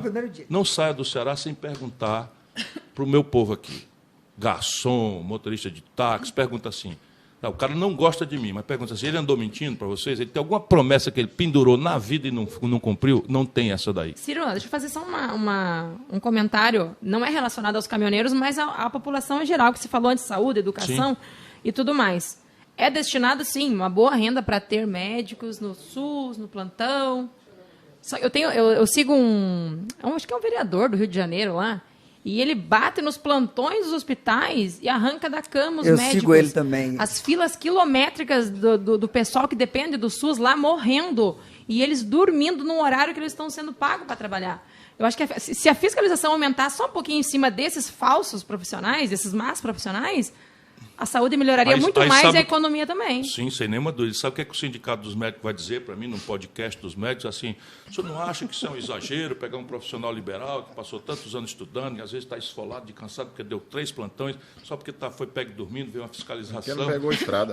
E nós podemos rodar dia e noite. Claro, mas veja, eu estou só querendo que a gente discuta as coisas com a profundidade necessária. Aqui, como é que a gente fez? Nós implantamos aqui, nos postos de saúde, nas unidades básicas de saúde, o ponto eletrônico.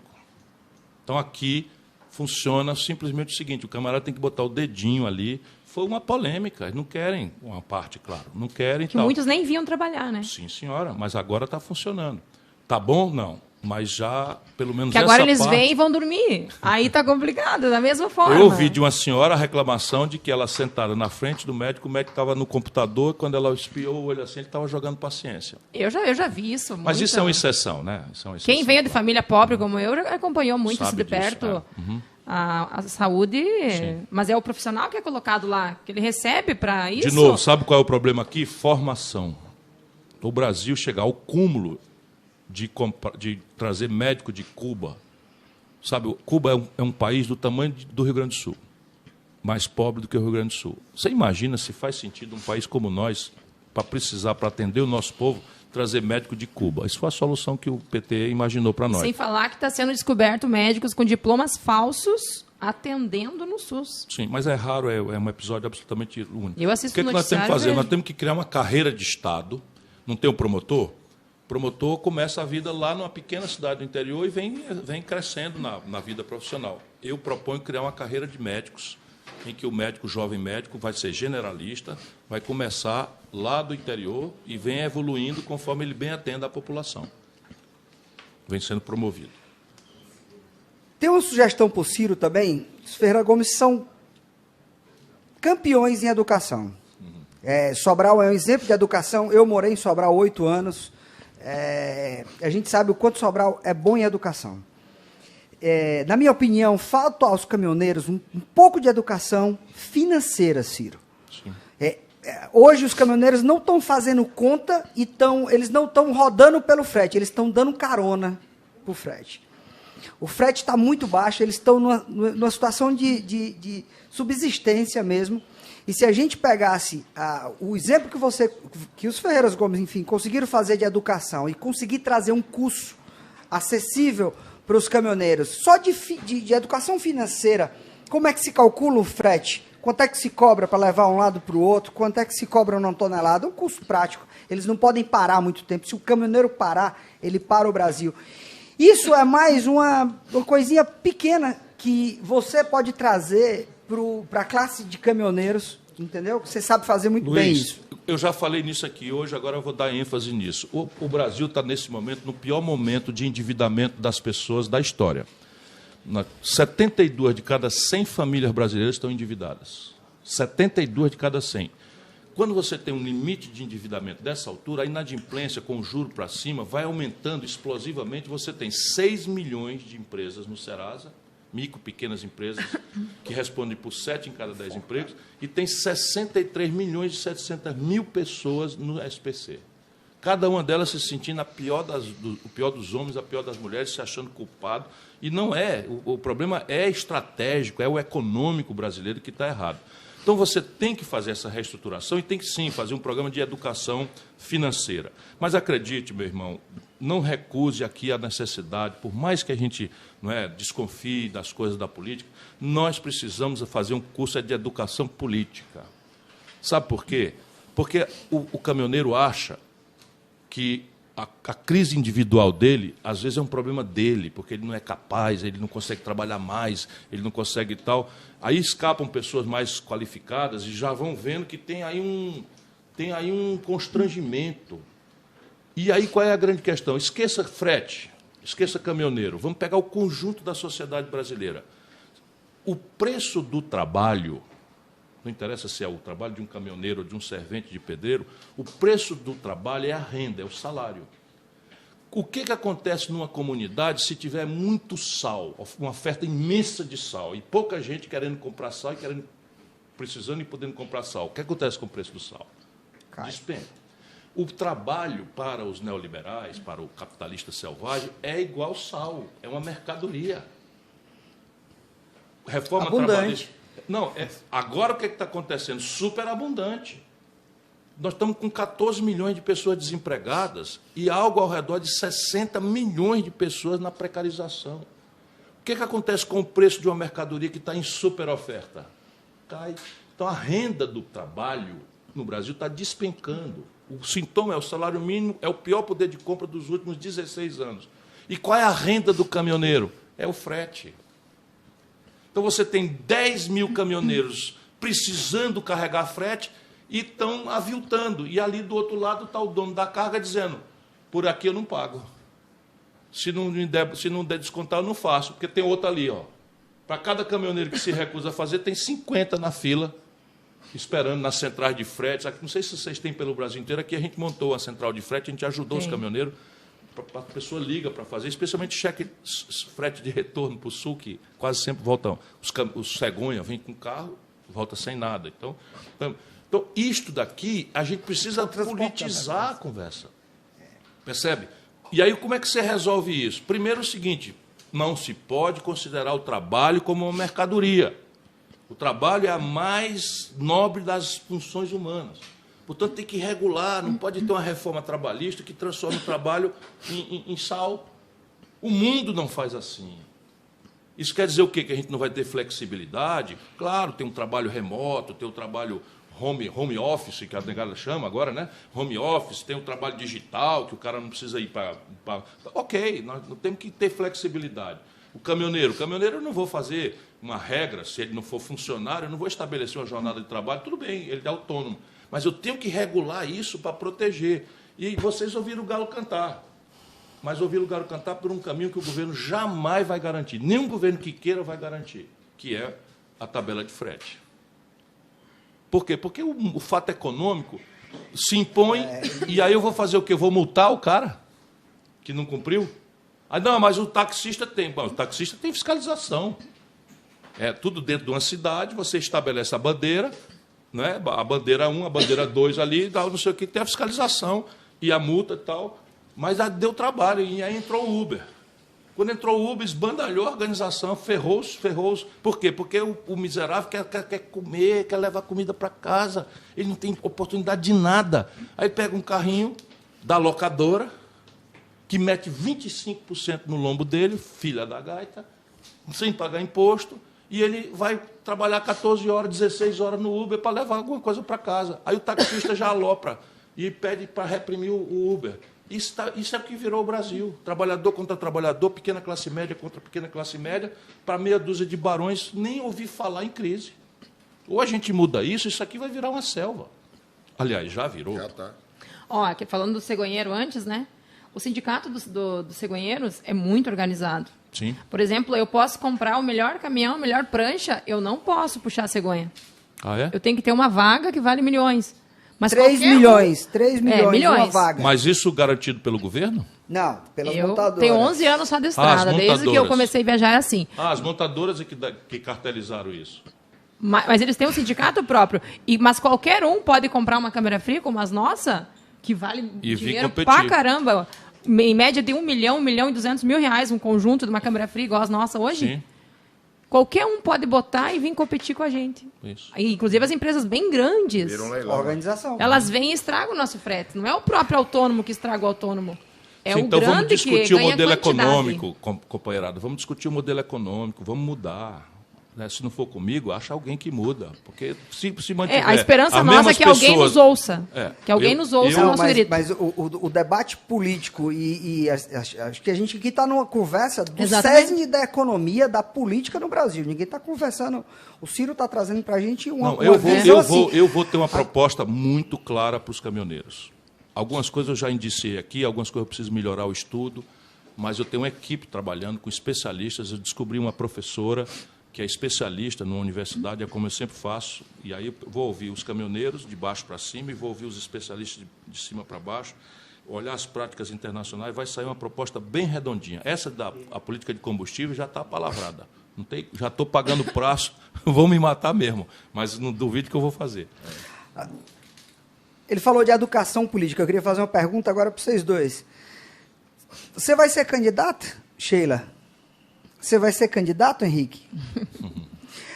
A formação política é muito falha. Vamos supor assim, apetece às vezes a política, mas quando você sente os partidos se aproximando de você, você já vai entrar na política devendo a alguém por conta dos partidos. Há a possibilidade de haver uma candidatura sem partido, desculpa a ignorância política mesmo. No Brasil, não. A lei não permite. Você só pode participar da política no Brasil se você tiver com 1 ano de filiação, pelo menos, da eleição, num partido político. A França permite candidatura avulsa até a presidente da República. E a gente deve discutir, mas deixa eu aproveitar o tema de novo, falando, não precisa ser candidato.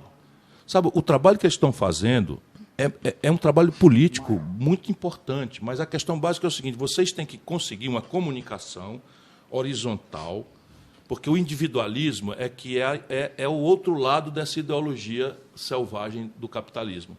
É o indivíduo. Então, cada um de nós acha que tem que se virar na sua. E isso não existe, porque o juro do crediário, o juro do consórcio, tudo é alguém que arbitra. O preço do pão depende do dólar. E a gente precisa ajudar o povo a entender essas coisas. Então, a comunicação entre vocês E aí, deixa eu dizer de novo, não tem nada que se filiar a partido nenhum, embora seja bom que alguém se filie, que seja intérprete e tal, mas o que tem é o seguinte, é que todos os candidatos têm que ter um compromisso com vocês, para dizer sim ou para dizer não. E com a agenda, não de negócio de bajulação, os caminhoneiros, tal, estão tão bonzinhos os caminhoneiros, eu estou com eles e vou lá para a estrada e tal. Isso é papo furado, o político gosta muito de lambança. Tem que botar, tá bom, filho, você gosta muito da gente, a gente aprecia, mas a nossa agenda está aqui, ó. Assina aqui o recibo da segunda via, que você recebeu nossa agenda, bota a data, e nós gostaríamos que em 15 dias o senhor nos respondesse que sim ou que não. Todos os candidatos têm a obrigação de receber essa agenda e reagir a ela. Aí qualifica a posição. O que aconteceu no Brasil? A CUT não fala mais pelos trabalhadores, fala pelo PT. O MST não fala mais pelos sem terra, fala pelo PT. E aí ferrou o Brasil. Quem é que fala de baixo para cima? Quem é que fala? Quem é que representa o sentimento de frustração do caminhoneiro ferrado? E aí vocês ficam ouvindo o galo cantar, é normal. Então, o cara chega, o grandão, e diz assim, isso aí a Petrobras é o ICMS. Presidente da República, grande estelionatário, 171 completo, diz que o problema do preço do óleo diesel é o ICMS. Ora, o ICMS é o mesmo. O ICMS é o mesmo, desde 1988. Por que mudou o preço da gasolina e do querosene? Porque o Michel Temer, não foi o Bolsonaro, o Michel Temer trocou o cálculo do barril de petróleo do custo brasileiro pelo preço de oportunidade lá fora e dolarizou o preço do diesel. Então, é isso. E eu agora estou importando querosene de aviação, a passagem aérea no Brasil. Você faz o seguinte, pega um avião na Europa, pega um avião em Lisboa para ir para Paris. Você chega nas companhias a pagar R$100 por uma passagem aérea. Eles estão rivalizando, o trem está mais caro do que a passagem aérea. Aí você chega no Brasil, vai pegar um avião de Fortaleza para Salvador, R$3.000. Por quê? Um pequeno cartel e o querosene de aviação todo importado dos Estados Unidos em dólar. A Petrobras não produz mais querosene de aviação. Por quê? Não faz mais. Aí vai atrás, lá os 300 importadores dando propina para bandido, que está tudo dentro do governo. R$13,60 o litro do Avigás. Isso aí. Eu queria convidar agora Mozão, grande influência mineiro, lá de Betim, não é Betim? Isso? Ele tem uma pergunta para você, Ciro. Vem cá, chega mais. Estive lá agora, pertinho, estive em Contagem, dei um abraço na prefeita Marília. Tá ligado? Já estive em Betim algumas vezes, lá está a sede da Fiat. Isso, lá em Betim. Primeiro lugar, boa noite. Obrigado, irmão, boa noite. Agradecer o espaço ao Luiz, ao senhor que está aqui. Não é o Medioli, o prefeito lá? Medioli, de Betim é Medioli. Te conheço, Brasil. Conheço bastante. Um abraço para o Medioli. Boa noite, meu amigo Henrique. Sheila também, boa noite. A minha pergunta consiste em quê? Deixa eu só relembrar aqui. Candidato, a minha pergunta não vai fazer como a Globo, não, chamar a gente de candidato, me chame de Ciro. Ciro. Vamos lá. Tá mais a Globo é que inventou isso, chamar o cara de candidato, a mamãe botou um nome tão bonitinho para ela. Ciro e fica candidato, né? Então vamos lá, candidato. Em toda a sua carreira política, o senhor já foi ministro, foi deputado estadual, deputado federal. A pergunta que eu te faço é a seguinte: qual o projeto que o senhor aprovou em benefício dos caminhoneiros autônomos ou... Nada, nunca. Nunca aprovou nenhum... Nunca me interessei pelo assunto, diga você com toda a humildade. Eu vim me interessar pelo assunto quando eu virei ministro da Fazenda, e aí não é projeto e tal, mas fizemos ali a isenção de imposto para compra de caminhões e táxi, como eu fiz aqui como governador, para táxi, mas nunca foi minha preocupação prioritária, nunca. Eu só acordei para esse problema mais dramaticamente agora.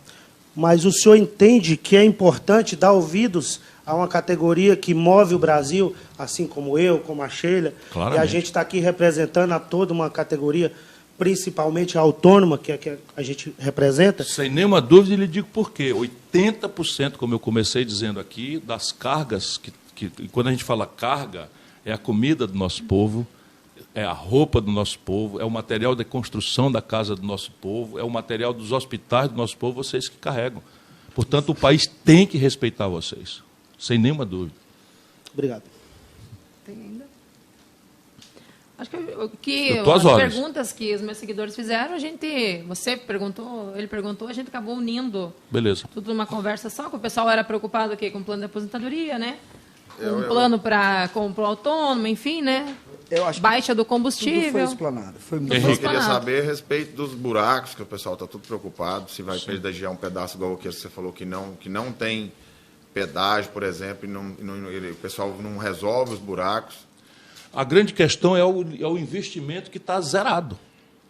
22 Agora é o seguinte, o problema tem a queda e o coice no Brasil. Eu ri para não chorar. Sobra 25 bilhões e o Bolsonaro permitiu que o tal Centrão apropriasse num negócio chamado emenda do relator 22 desses 25 bilhões. E o que é a emenda do relator? Os deputados dividem entre eles o dinheiro. E aí, assim, a prioridade é de tapar buraco. Se ele fizer uma emenda, porque interessa para ele, ok. Se não, meu irmão, não tem planejamento, não tem prioridade, não tem eficiência do transporte, não tem morte, nada. Se ele achar que o importante é fazer uma pracinha lá na vila dele, ele vai fazer isso aí. Você mesmo falou que, tipo assim, as rodovias os lugares mais ricos têm pedágio. Isso. E os mais pobres não têm pedágio, onde estão os buracos. Aí na hora que você está passando dentro do buraco, você está sendo assaltado. Tem hora. Isso. E pior, o frete rodoviário no Brasil é 4 vezes mais caro do que o do mundo, ó. Sob o ponto de vista da logística, 4 vezes mais caro do que o frete médio do mundo. E não paga vocês. Olha o tamanho do buraco onde eles meteram o país. Tá? E o Brasil tem a maior letalidade também nas rodovias do mundo. É organizado. Mortes e ferimentos e tal, e acidentes, e prejuízo. Mas viado um buraco, toma um caminhão. É claro. Hoje eu fiz um trecho de uma estrada na Bahia, que é uma estrada que liga Barreiras a Salvador. É um desastre completo. O pare-siga ali e tal, e os caminhões tudo parado, esperando o que não ficou de vir, tá? Buraco para todo lado. Tem mais uma, lembrei agora. E em relação, tem muita rodovia privatizada, vou te dar exemplo da 116 privatizada, a 040, que liga BH ao Rio de Janeiro, que são praticamente intransitáveis em relação a buraco, relação a incompetência, pedágio caro. Você paga um pedágio caro para uma rodovia que não tem sequer acostamento, que é o caso da 040. A 116, você pegar, o Henrique conhece bem, a Sheila conhece, da Divisa Alegre até chegar em Feira de Santana, é um buraco dentro do outro. O tempo que eles estão, eles não conseguiram duplicar 100 quilômetros de um trecho que era para ser duplicado até Vitória da Conquista. Então, esse tipo de coisa. Qual a solução para essas empresas irresponsáveis? Meu irmão, tudo é um modelo de concessão. Ou a compreensão do Brasil. Não sei se você estava aqui já quando eu expliquei, mas vou repetir que isso é chave. O modelo de concessão. Então, o Brasil não tem mais dinheiro para fazer estradas federais, com dinheiro federal, como sempre foi, não é? E aí vem a ilusão de que nós vamos ser salvos da nossa tragédia pelo dinheiro privado. O dinheiro privado depende da rentabilidade. O dinheiro público não, o dinheiro público é a prioridade. Eu preciso garantir que uma mercadoria que saia, não é, do Rio Grande do Sul chegue em Fortaleza. A única capital do Brasil que hoje não tem acesso rodoviário é Manaus, a única, e já teve. A BR-319 não tem mais. Né? Então, a única capital. Então, 80% das cargas, então eu tenho que garantir, porque tenho que garantir. Não é porque dá lucro nem dá prejuízo. Eu não posso deixar o país desabastecido. Então, isso deveria ser a primeira premissa. Então, vamos lá. Lei do menor esforço. A iniciativa privada já fez estrada no mundo inteiro e no Brasil, sozinha, sem o governo? Nunca houve isso, é mentira. Nunca aconteceu na história. Então, vamos inventar um jeito. Qual? Concessões. Aí vamos fazer a concessão. Aí tem 2 cálculos. É bom que o caminhoneiro entre nessa discussão, porque eu vou mudar tudo isso. E a gente precisa, eu preciso que vocês se liguem, porque o Lula não quer dar opinião sobre o assunto, o Bolsonaro está aí no governo, não quer falar e tal. A questão básica é o seguinte: aqui, senhor, você quer servir. Então, um modelo de concessão, eu digo assim, eu vou dar a BR-222 do trecho Fortaleza-Teresina para a iniciativa privada que me der mais dinheiro agora por ela. Aí eu faço um leilão, quem botar mais dinheiro agora, leva. Quem foi que levou o tesouro? A iniciativa privada. Como é que ela vai fazer? Ela vai matar no lombo de vocês para tirar o dinheiro de volta, porque ela não vem fazer caridade. Então, ela vai para o pedágio mais caro possível. E aí, quem regula isso? Um negócio chamado ANTT. Vocês precisam participar disso. A NTT é uma agência que deve ter lá alguém sério. Deve ter alguém sério, mas, por regra, meu irmão, é só picareta. Tudo entregue. Estou dizendo, deve ter para a gente não generalizar. Eu não gosto de generalizar. Mas os políticos tomaram conta, a corrupção tomou conta e tal. E isso é o pepino. O outro modelo de concessão é o seguinte: eu vou dar a rodovia Fortaleza-Teresina por aquela empresa que cobrar o menor frete, o PT. Aí essa empresa vem, cobra o menor frete durante um período e deixa a estrada se acabar. Quem paga a conta? Você e você, nas duas. Eu, ela... Nas duas, nos dois modelos. 2 vezes. Nos dois modelos. Isso. Hoje, por exemplo, essa brincadeira foi feita no Paraná. Hoje caducaram as concessões porque as concessionárias começaram a ter prejuízo. As que fizeram pelo menor pedágio, não é? Tiraram o que puderam tirar e foram embora, deixaram lá a estrada arrebentada. E as que meteram muito dinheiro não estão conseguindo repassar o pedágio, porque o povo está ferrado, a NTT está lá, os políticos segurando, não deixa fazer, porque também, de fato, está já que ninguém aguenta mais, e elas micaram no prejuízo. Porque também o plano de negócio previa crescer 4%, 5% durante 20 anos. O Brasil faz 10 anos que cresce 0. Olha o tamanho do abacaxi. Resultado, as concessões do Paraná foram devolvidas. Hoje não tem mais nenhuma praça de pedágio aberta no Paraná. Ou não é verdade o que eu estou dizendo? É isso que aconteceu. Só que as estradas estão se acabando. Obrigado, irmão. Obrigado mesmo, viu? Obrigado. Ou seja, o que eu estou propondo é que vocês tenham uma agenda de vocês, sabe, frete, como é o nome do rabo levantado, que eu não aprendi, hein? Arqueamento. Ciro, vai ficar um convite para você rodar um trecho com a gente, para a gente conhecer então, todos esses... Essa agenda de vocês é legítima, mas vocês precisam entender por que vocês chegaram nessa condição, porque senão vocês não vão sair dela. Do jeito que está pequeno e informal no Brasil, vai se acabar. Pequeno e informal no Brasil vai se acabar. A renda está em declínio pesado. E a renda de vocês é o frete. E o frete está minguando porque tem uma super oferta de caminhão, de transporte, e uma baixa oferta de mercadoria, porque a economia está parada. Obrigado. Obrigado, mozão. Valeu, mozão. Tem mais alguma coisa? Ciro, eu estou satisfeito demais com o resultado do Vamos repetir, isso é um assunto podcast. muito importante, muito mesmo. Obrigado, você foi o primeiro político nacional a dar voz a esse povo. Não é importante que o Ciro entenda o que é um arqueamento, o que é um lameiro. Você não precisa entender disso. Na próxima você vai ver como eu já vou ter uma opinião sobre isso.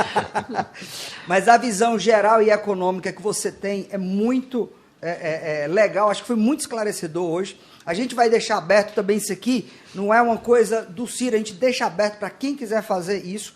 Eu vou lhe dar aqui todas as perguntas que foram feitas nas redes sociais e minha pauta também, eu vou passar para você, a Sheila também vai entregar aqui e o Henrique.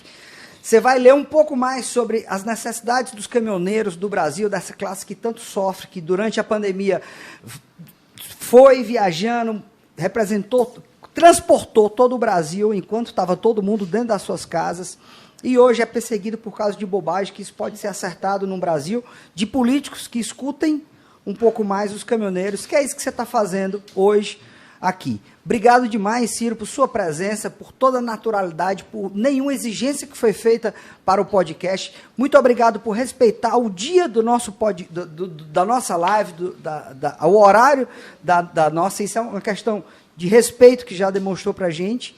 E eu lhe dou a palavra, e para a Sheila também, para o Henrique, porque estou bastante satisfeito com tudo que aconteceu hoje à noite aqui em casa.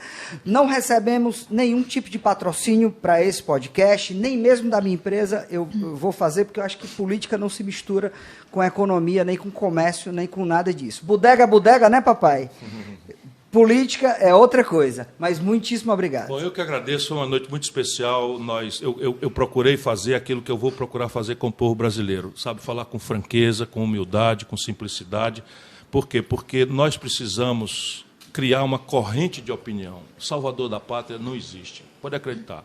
Você tem gente boa, gente bem intencionada, tem, muita, mas ninguém resolve o problema sozinho. Ou você tem base organizada no povo, que sabe o que está fazendo quando elege alguém, ou a gente vai eleger mais um palhaço, mais um demagogo, mais um mentiroso, e o país está passando a pior crise da sua história. E eu quero ser o cara que vai mudar isso. Para mudar isso, eu preciso que o povo tenha comigo uma relação de seriedade, em que eu vou falar aquilo que eu penso, vou aprender, como eu procurei fazer hoje.